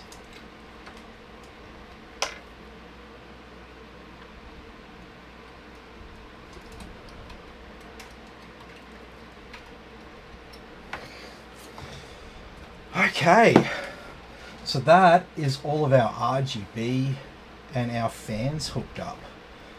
So we're most of the way there now.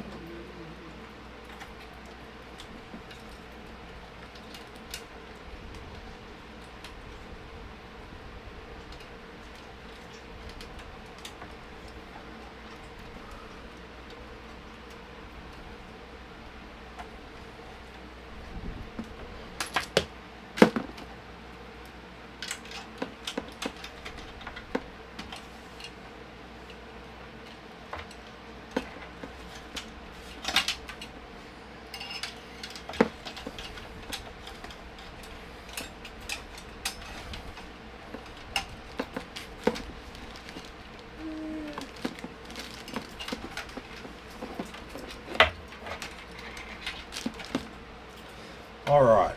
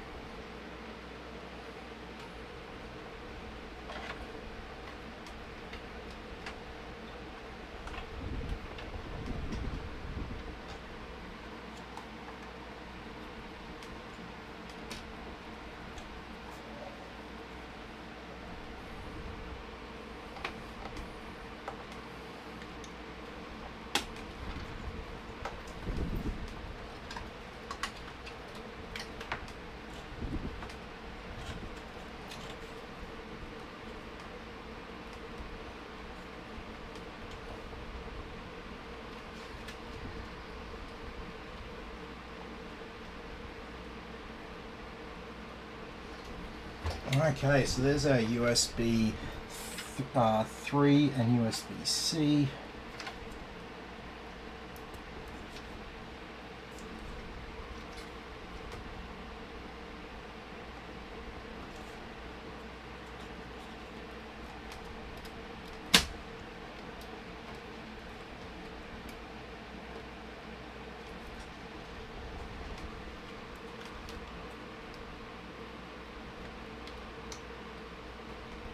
Alright, there's our front panel.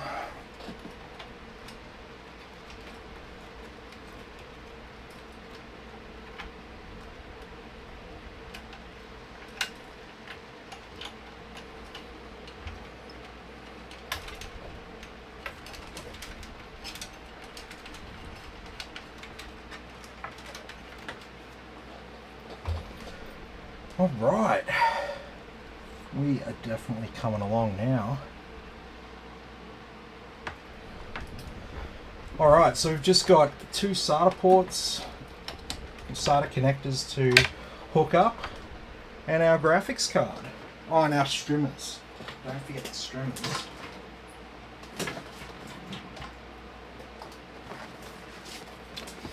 We can probably go ahead and fit these.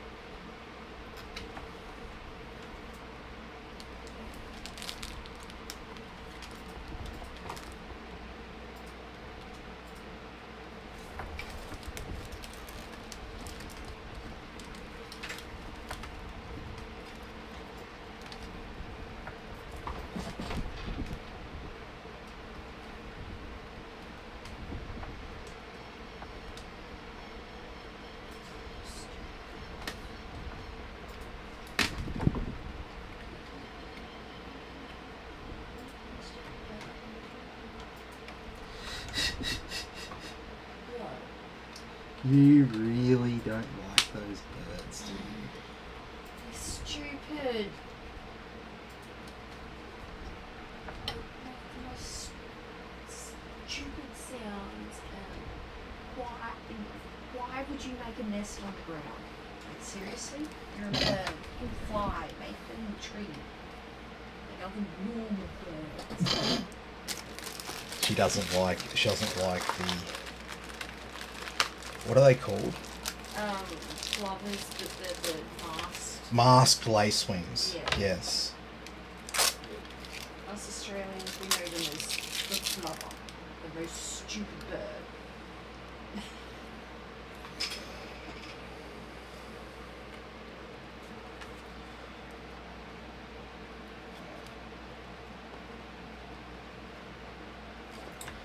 Okay, that's the controller. We do get a bit of sticky for it.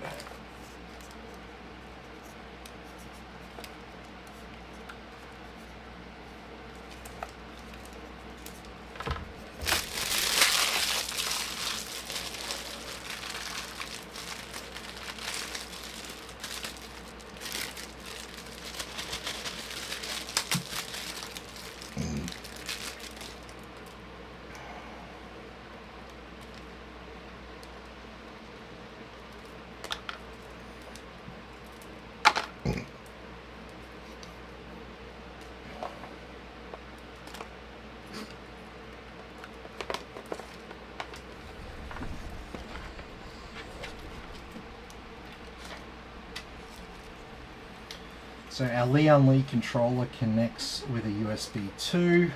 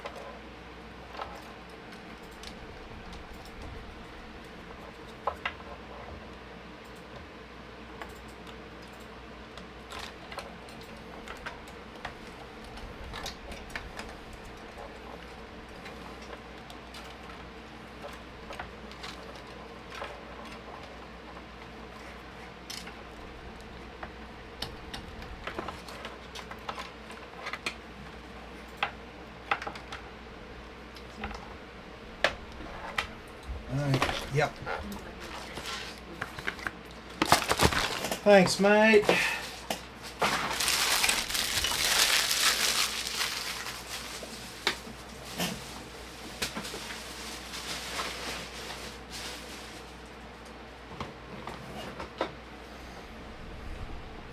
Okay, look, let's do the graphics card, do the power supply dead last. Because I got the strimmer cables, so everything out the front is all good. The only thing it's not is our CPU header, but that's okay.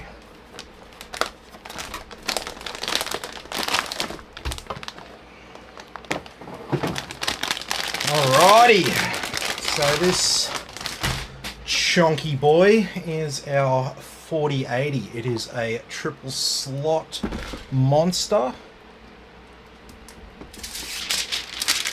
Customary bit of plastic on the back. So I mean, realistically you could leave this sticky all over the graphics card here, just covering the plastic.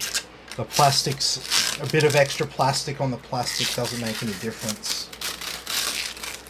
But the back panel there is designed to be air cooled, so you definitely want to take the yeah, massive.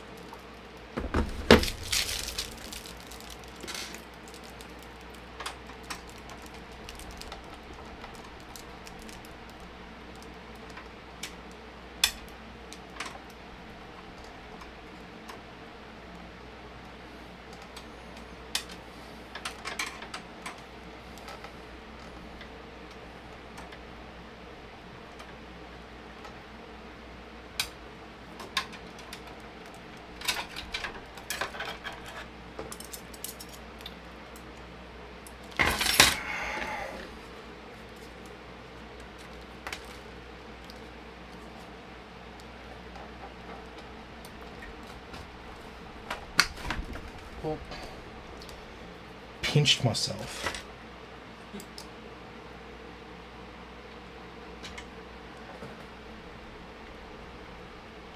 And so triple slot on these cards is better because it supports them a bit better. Don't need those freaking support brackets.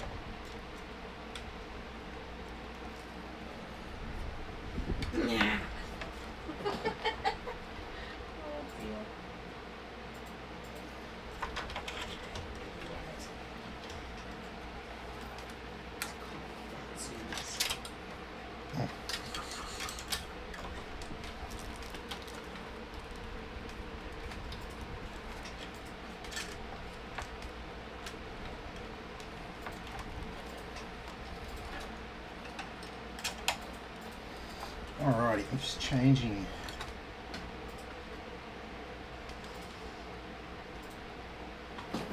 Yeah, that's a bit better. I like that better.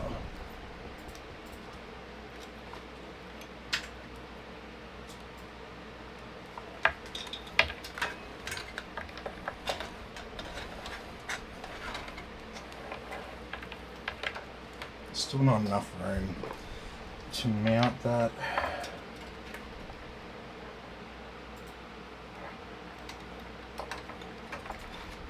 Can probably just stick on the back there. Okay, well that's all looking good at the front.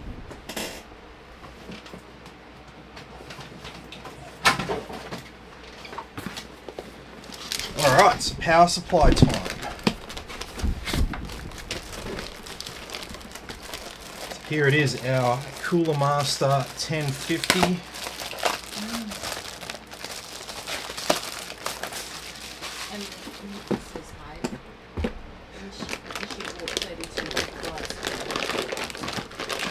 Ah, yep, cool. Bit of an upgrade. 16. Yeah. Okay.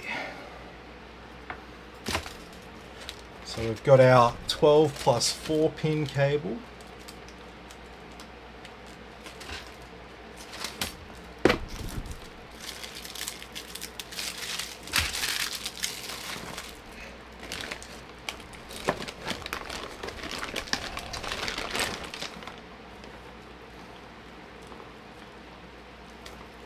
And we need our motherboard cable.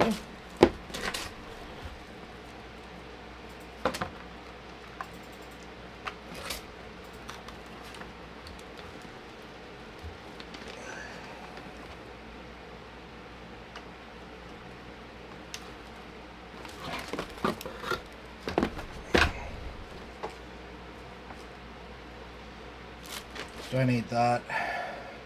Yes. And yes.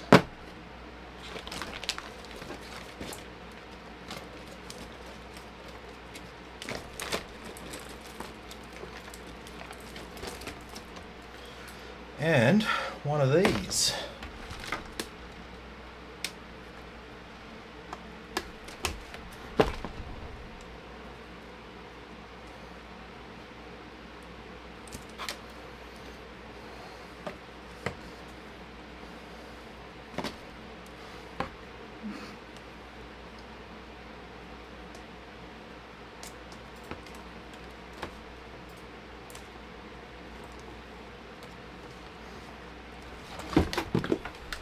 Okay, so the CPU cables.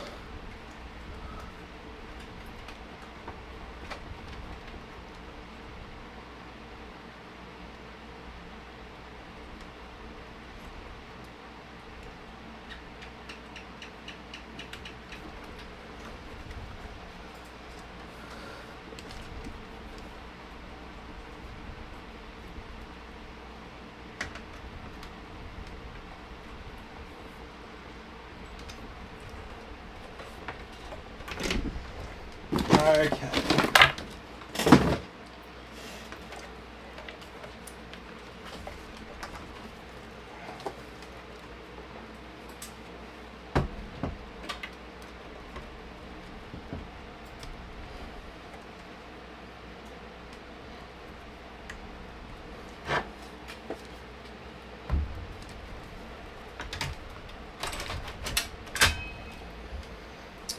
Okay.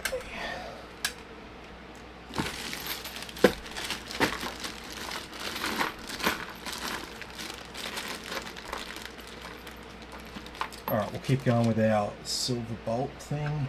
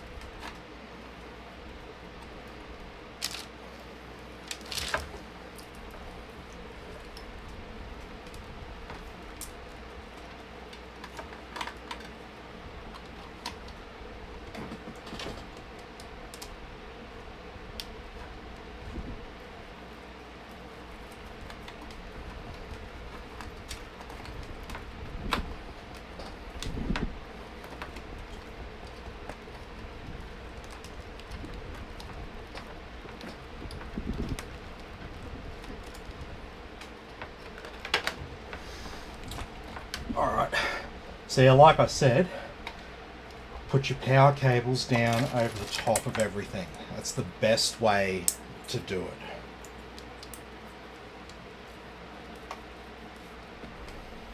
All right, so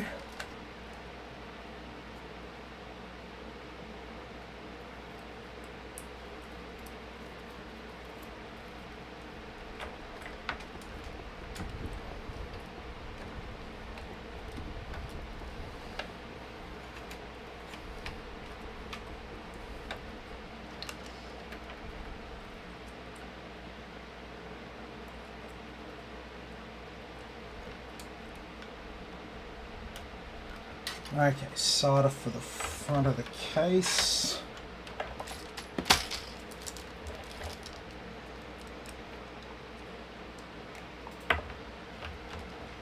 Solder for our controller. And solder for our other RGB. And where are we, you bastard? Yep, there you are.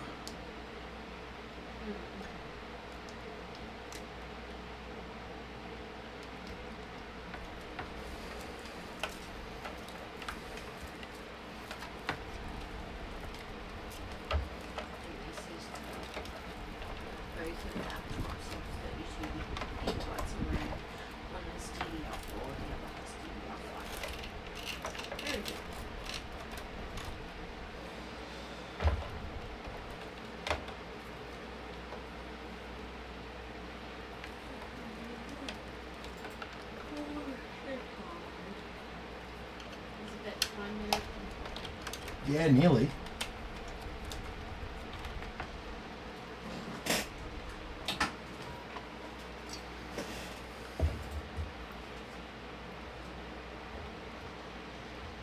Okay, so hopefully there's enough space down here.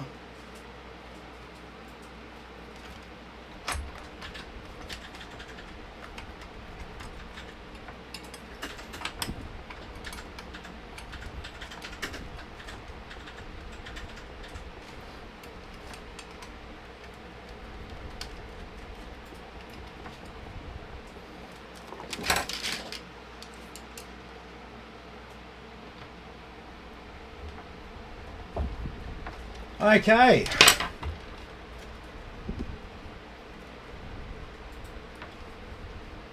All sorted. But we got to see if it works. Because there's not much point in building it if it doesn't bloody work.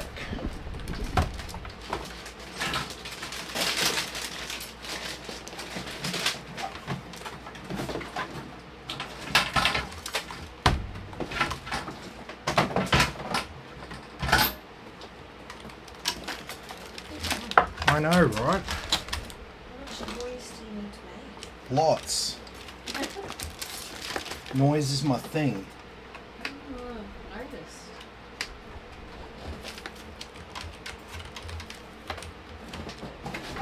Oh, you really need to do tape. You need to go to IKEA. Oh, no. IKEA's crap. Maybe you should just go to the op shop and find like some shitty old tape.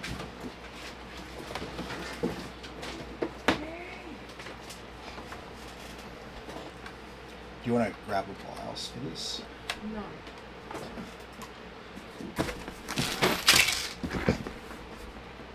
I've seen it before.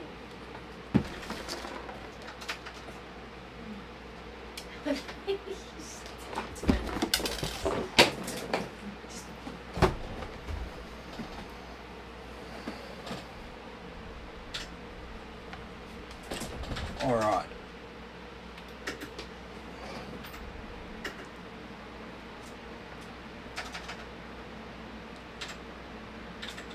That's looking alive.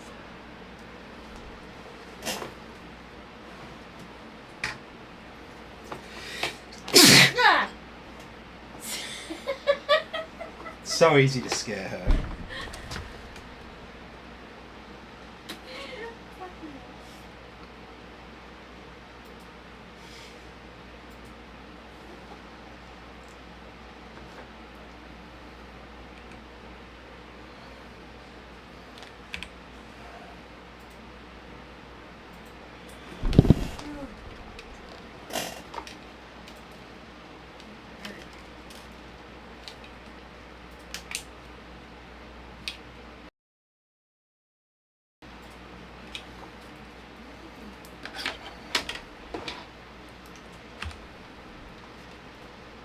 Okay.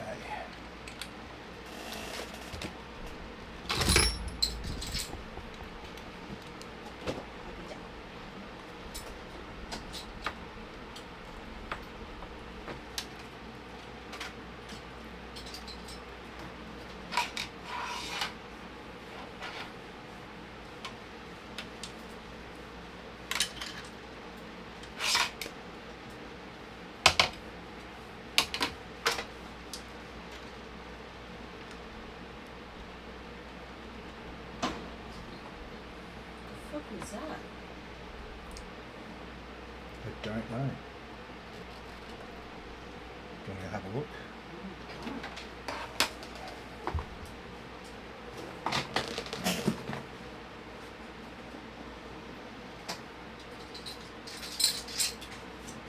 Okay.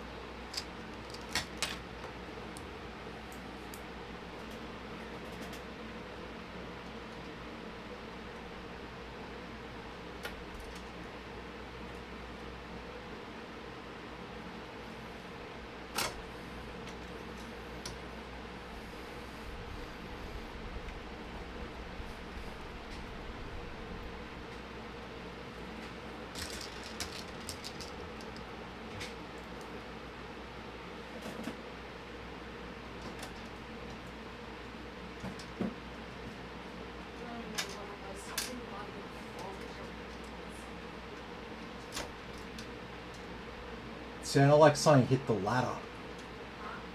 I said it sounded like something hit the ladder.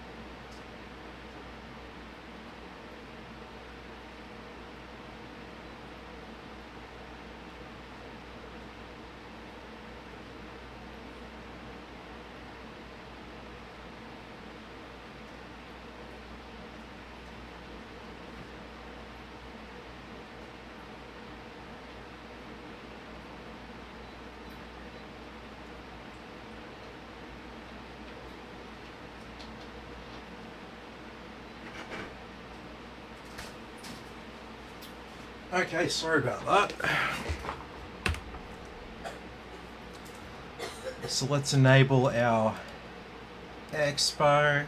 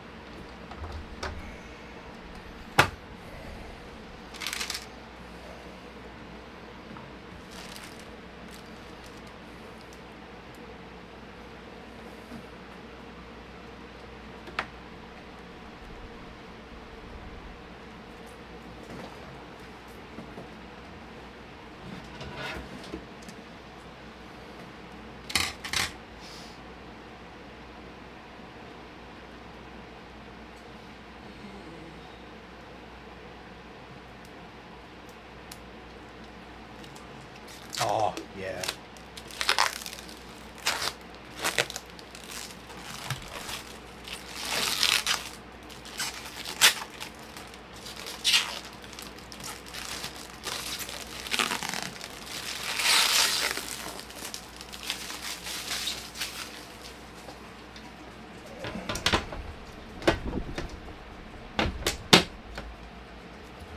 Okay.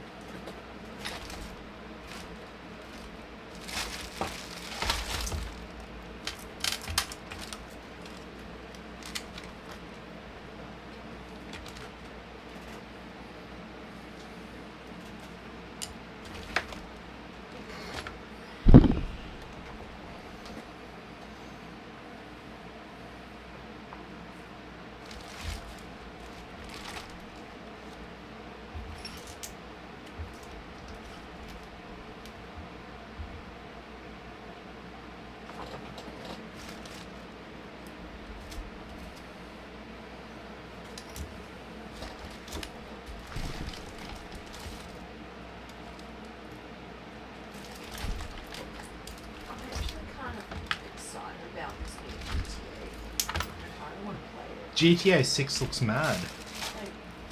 I knew it would be. GTA, but I haven't played it. You've played the first Or maybe it GTA. was the second one. I don't know. What was It's it? a long time ago. Was it GTA Vice City? Yeah. Vice City? What one's? I don't know. Like 4, I think. Really? When was the first one released then? Ages. That's the first one was a top-down one. 2D top-down.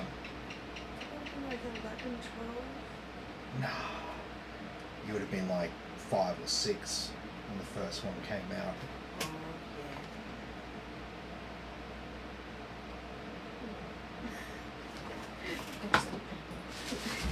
yeah. Now I'm full of shit. No, you played a version of it. Probably.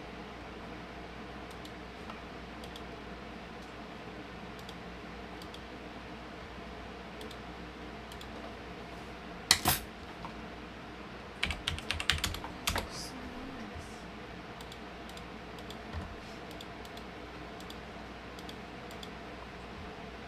Scarborough, WA. Ah. I was like, what? Doesn't look like the Scarborough, I know. It's probably what your parents wish. That would happen instead of those buildings going on. Yeah, I know. Like, considering climate change, it's a bit silly to put more buildings there. Yeah, I know. I know. But anyway.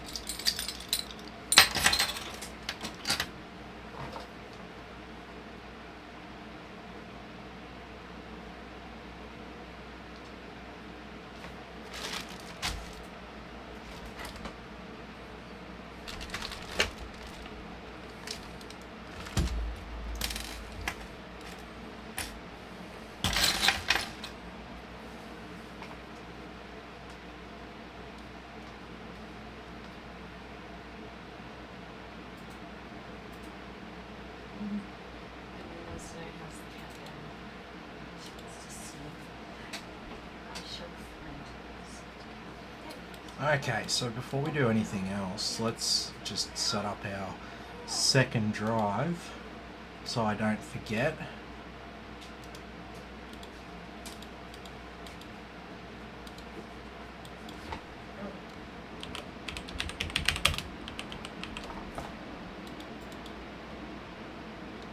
There we go.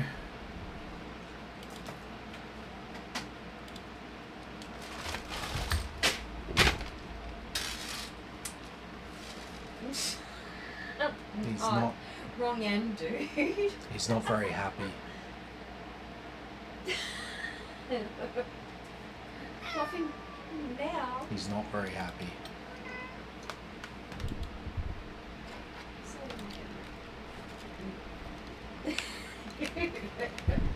He's trying to lick himself, but can't.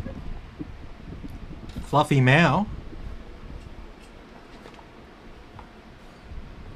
Now? No, not rub yourself on it.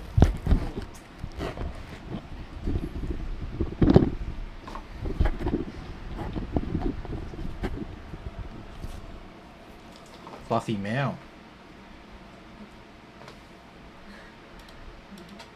Why not happy? He doesn't like the dog.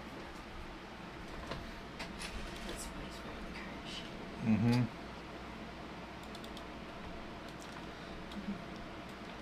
Alright, so we'll just get everything that we can set up without an internet connection installed. Just makes things easier now that I'm on a slower internet connection.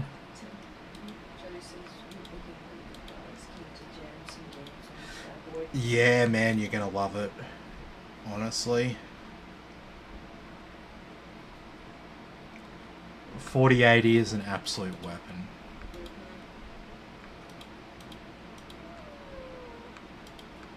Wow. Brow? Brow?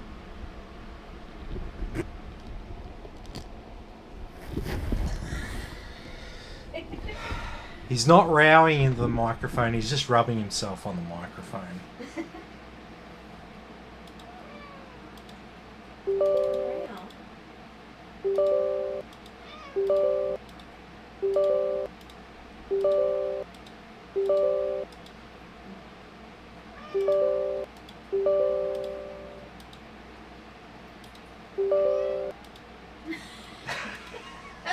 That was like a question.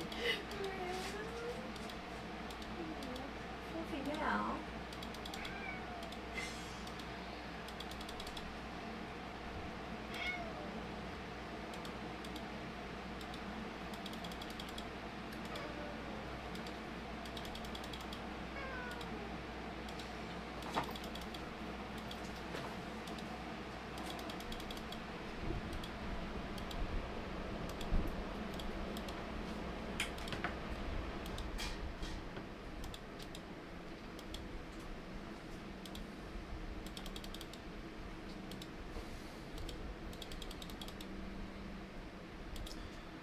Okay, so this is all the basic software that we install.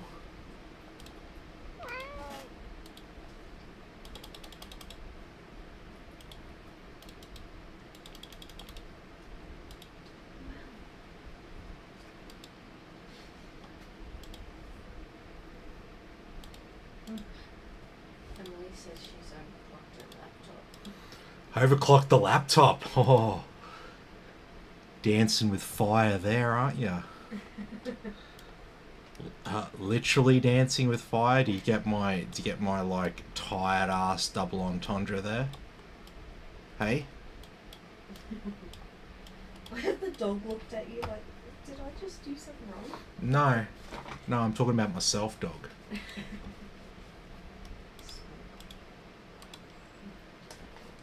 Okay.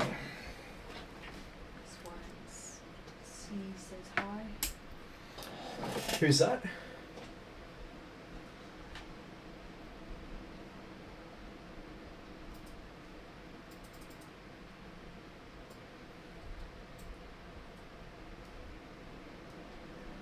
Sexy says hi. Is that what that's meant to be? I'm gonna read it as that. Joe's just asked, do I think the 4090 is worth the price difference? Well, see, the thing is, right, it's $1,000 more. The 4080's less than $2,000. So the difference between the 4080 and the 4090 is more than 50% of the cost of the 4080. And it's about 20% extra performance. So yeah, if you've got the money to blow on it, yeah, absolutely, yeah, get the 4090. But is it make sense from a price to performance perspective? Yeah, probably not. You're much better off with the 4070 Ti or the 4080 if you're looking at the price performance. When I say price performance, I mean like metrics as simple as like, you know, how many frames per second it runs in your favorite game. Awesome.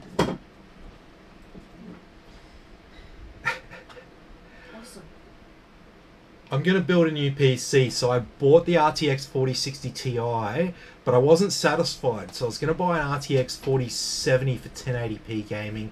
I know it's maybe built for 1440, but I'm a comp player, just want the FPS really. Yeah, man, well, go 4070 or 4070 Ti. You'll, even at 1080, you'll be able to run like 1080 on higher settings at a more consistent FPS. So maybe you got yourself a 240Hz monitor and you want to play at a locked 240 frames per second, then definitely don't go 4060 Ti, even though they might say that's a 1080 card. It's a 1080 for like, you know, your casual person or like your 15-year-old or something like that. If you're serious about it. Or somebody who plays The Sims like me. Yeah, yeah, or like Christine plays The Sims. You know, that runs on a potato. Mm-hmm. So, mind you, I do like to play Forza. Yeah, she plays Forza as well, but I mean, racing's not super intensive either. No. Meow. There we go. Got Fluffy some meow. mows. You got some mows near the mic there. That's good.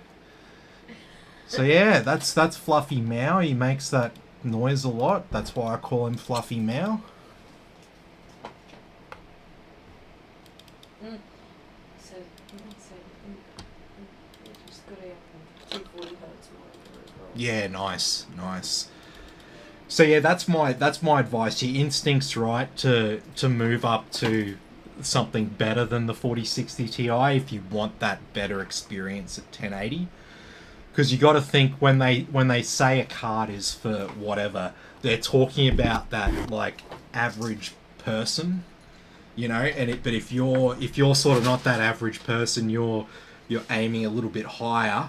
Yeah, definitely go the 4070 or 4070 Ti. 4070 Ti, it's a little bit more, but you get a lot more performance for your dollars. So.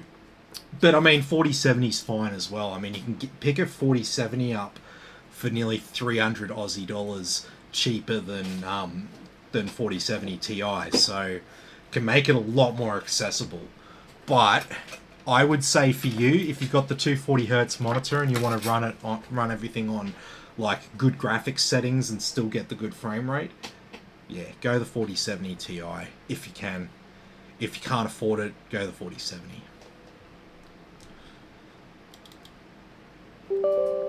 Okay.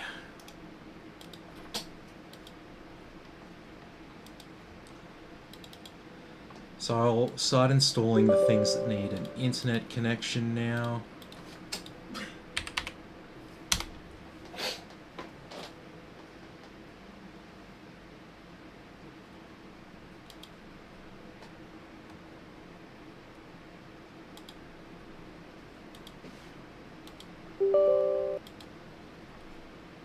So Armory Crate is Asus's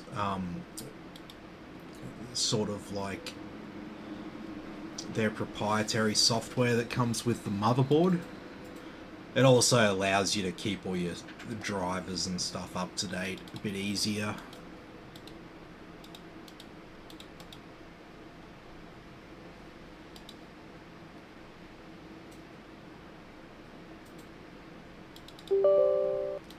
Already got that. No. Yes.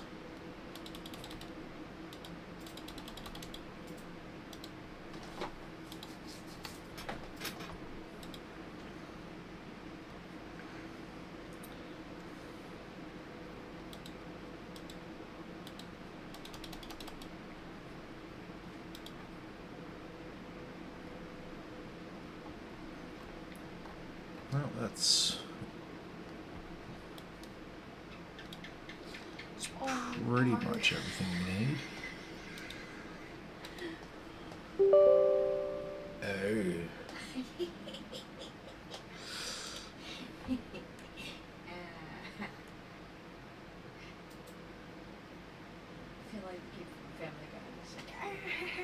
It's nearly a write-off, man. Doesn't take much. You gotta be careful. Needs more than a new door, man. That would have bent. That would have put some stress on parts of the car that... There is a block underneath that front wheel. Oh, okay, yeah, that's made... It's just the door. Yeah. Bent. Could be worse. Just get a new door. She'd be fine.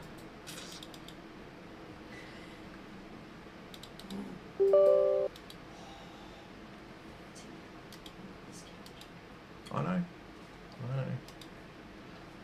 I know you want it just from seeing it. You don't even have to tell me. I just know.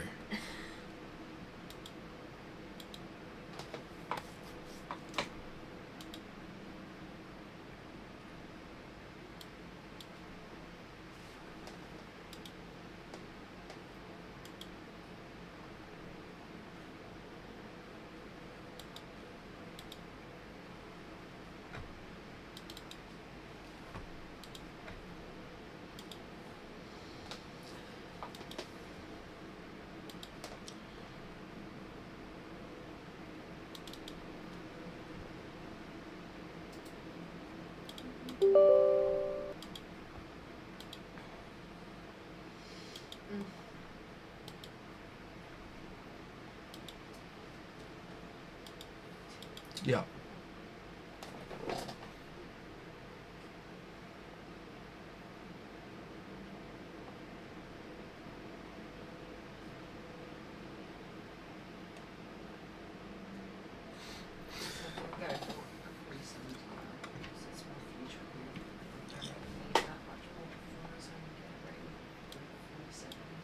Yeah, I think beyond that for 1080 would be overkill.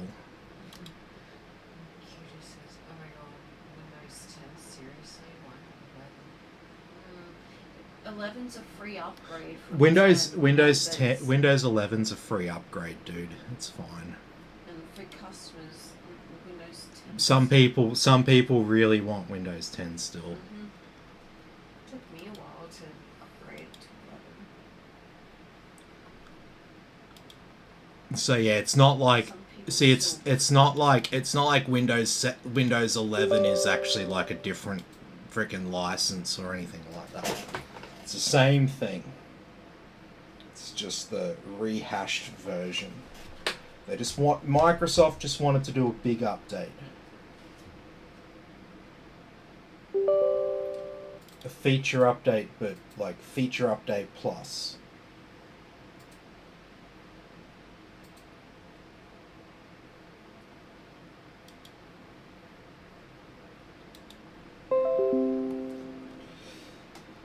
But yes, we're gonna be moving into an era where Windows 10 will be obsolete.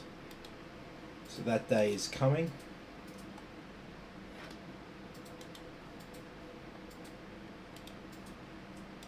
But it is not today.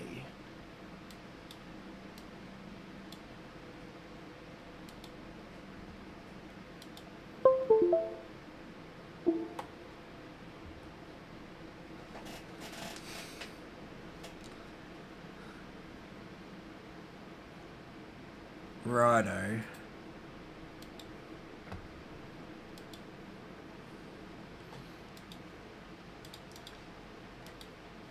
Epic Games is epically failing, apparently.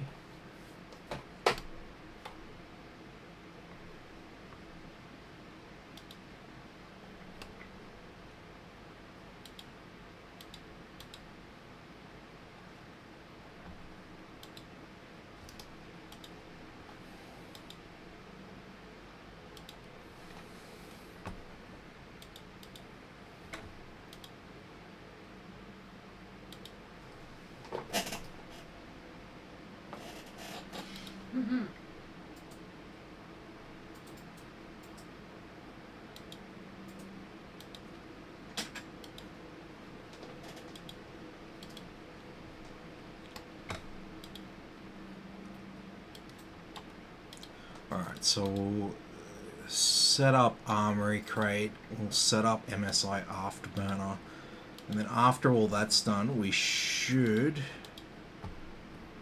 be good to restart.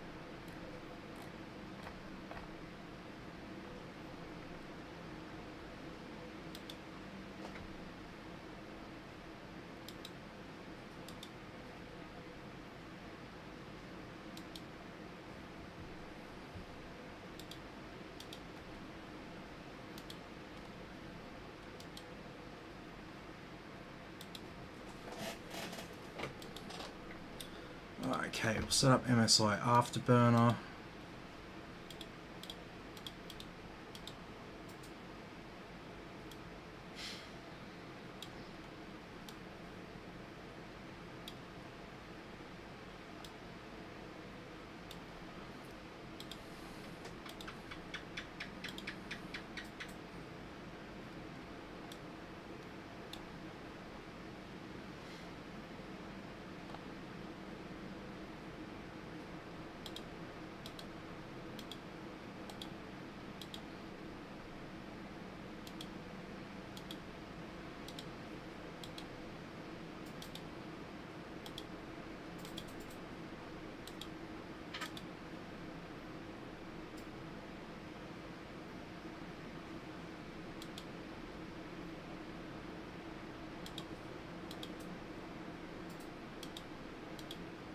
Alright, so all this stuff I'm selecting here is the stuff that we're going to see on our overlay.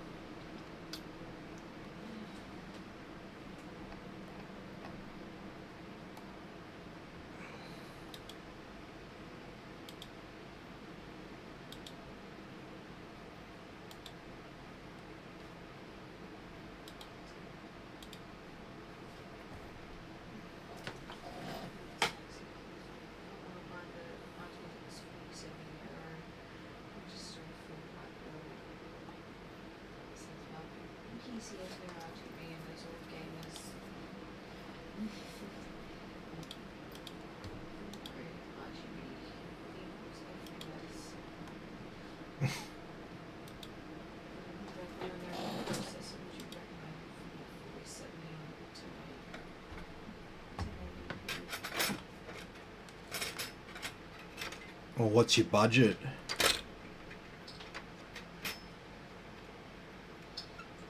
That will really depend.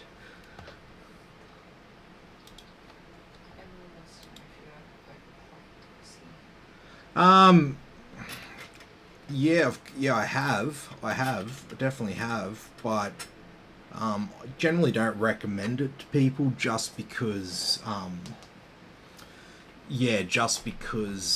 it'll generally make your computer less stable and more likely to have a problem. And also you void warranty. Yeah, you can, if you have a warranty claim and you send it back to them and they find evidence that you've been doing stuff like that, yeah, they'll use every excuse possible to not honor your warranty.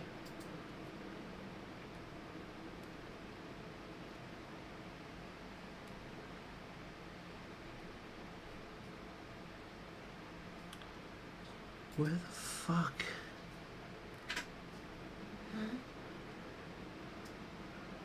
I'm just looking for the Lian software.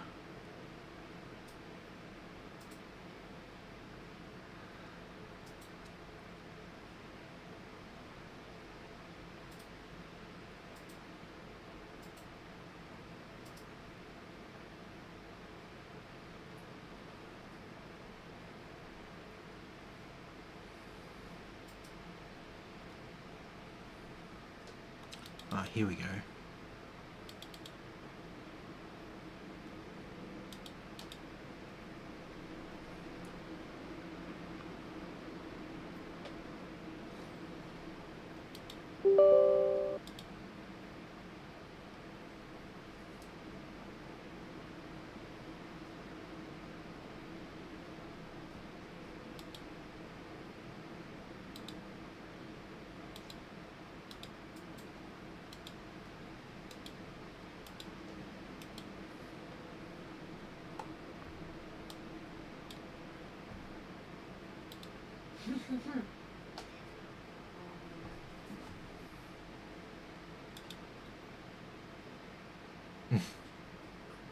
Christmas potato shapes.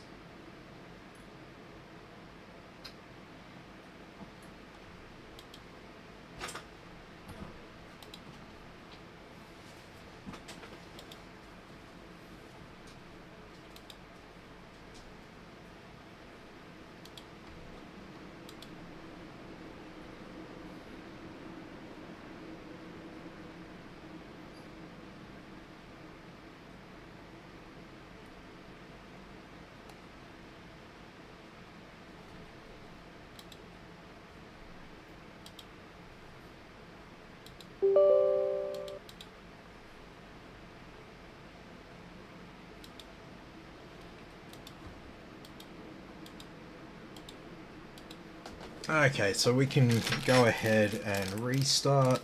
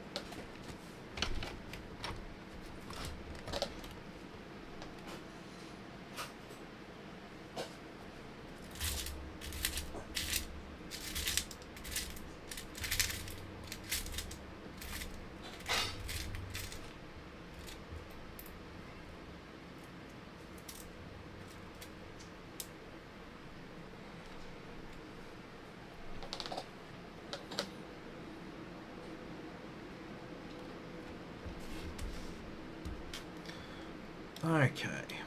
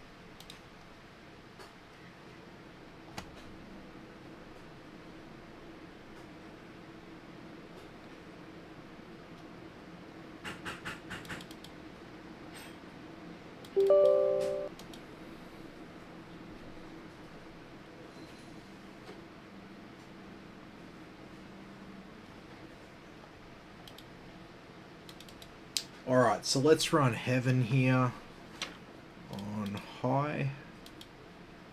No anti-aliasing.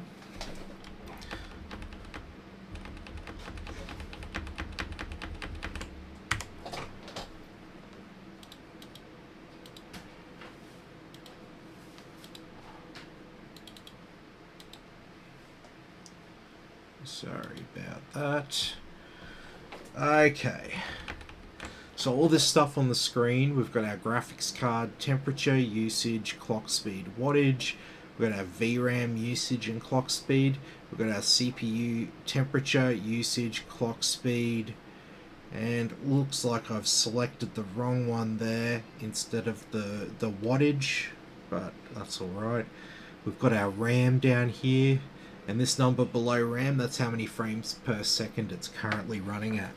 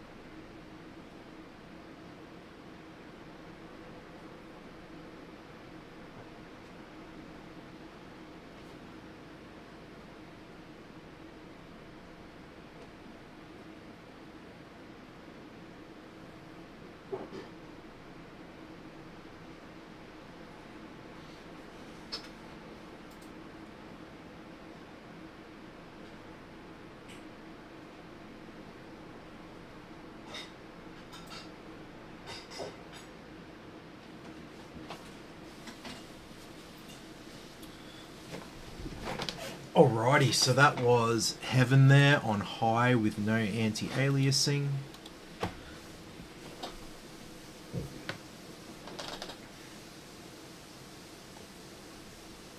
Next we'll run Valley, so Ultra with max anti-aliasing.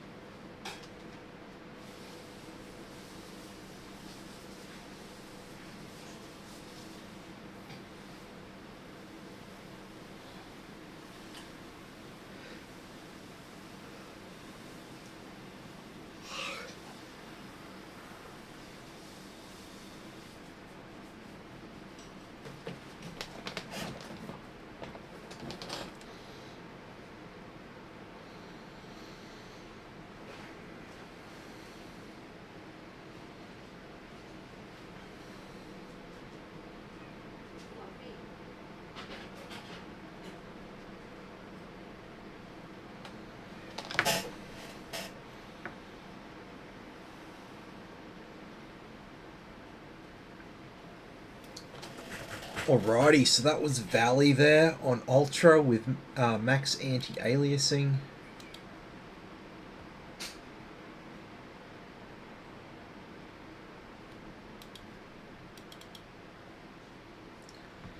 Alright.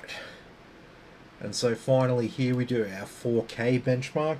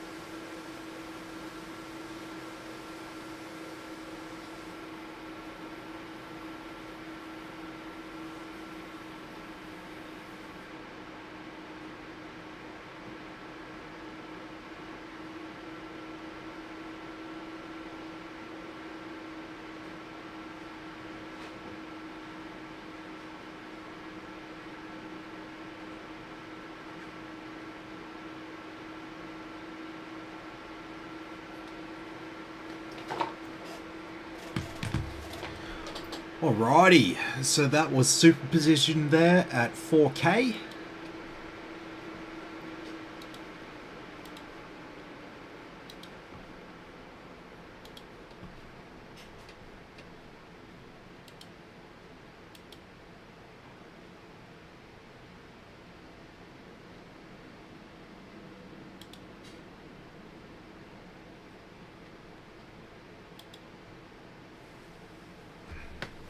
So this has crashed a couple of times on the stupid app.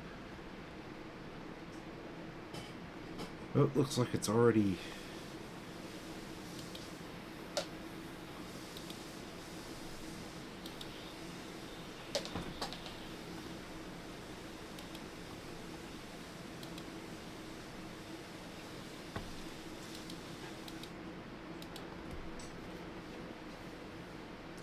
Let's restart it and just give it another go. See, their servers or something could be offline right now.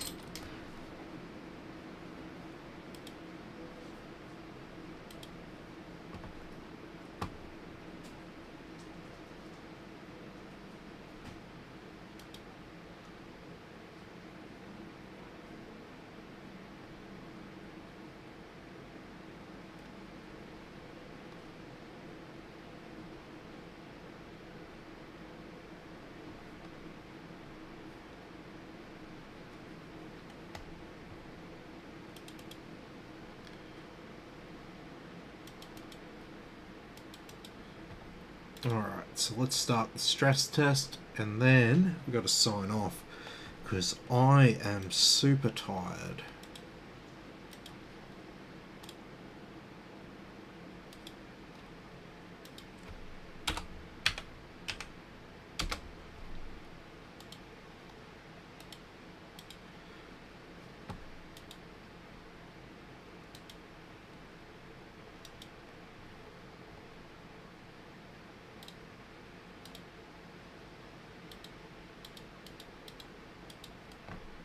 Okay, so Furmark stresses out our graphics card and Cinebench stresses out our CPU, and we log our temperatures here in hardware monitor. And so yeah, we set this up for a 90-minute run, and then hopefully if we run a bit of power through it, if anything's going to fail, it fails now while I've still got the PC. So, yeah, happy days.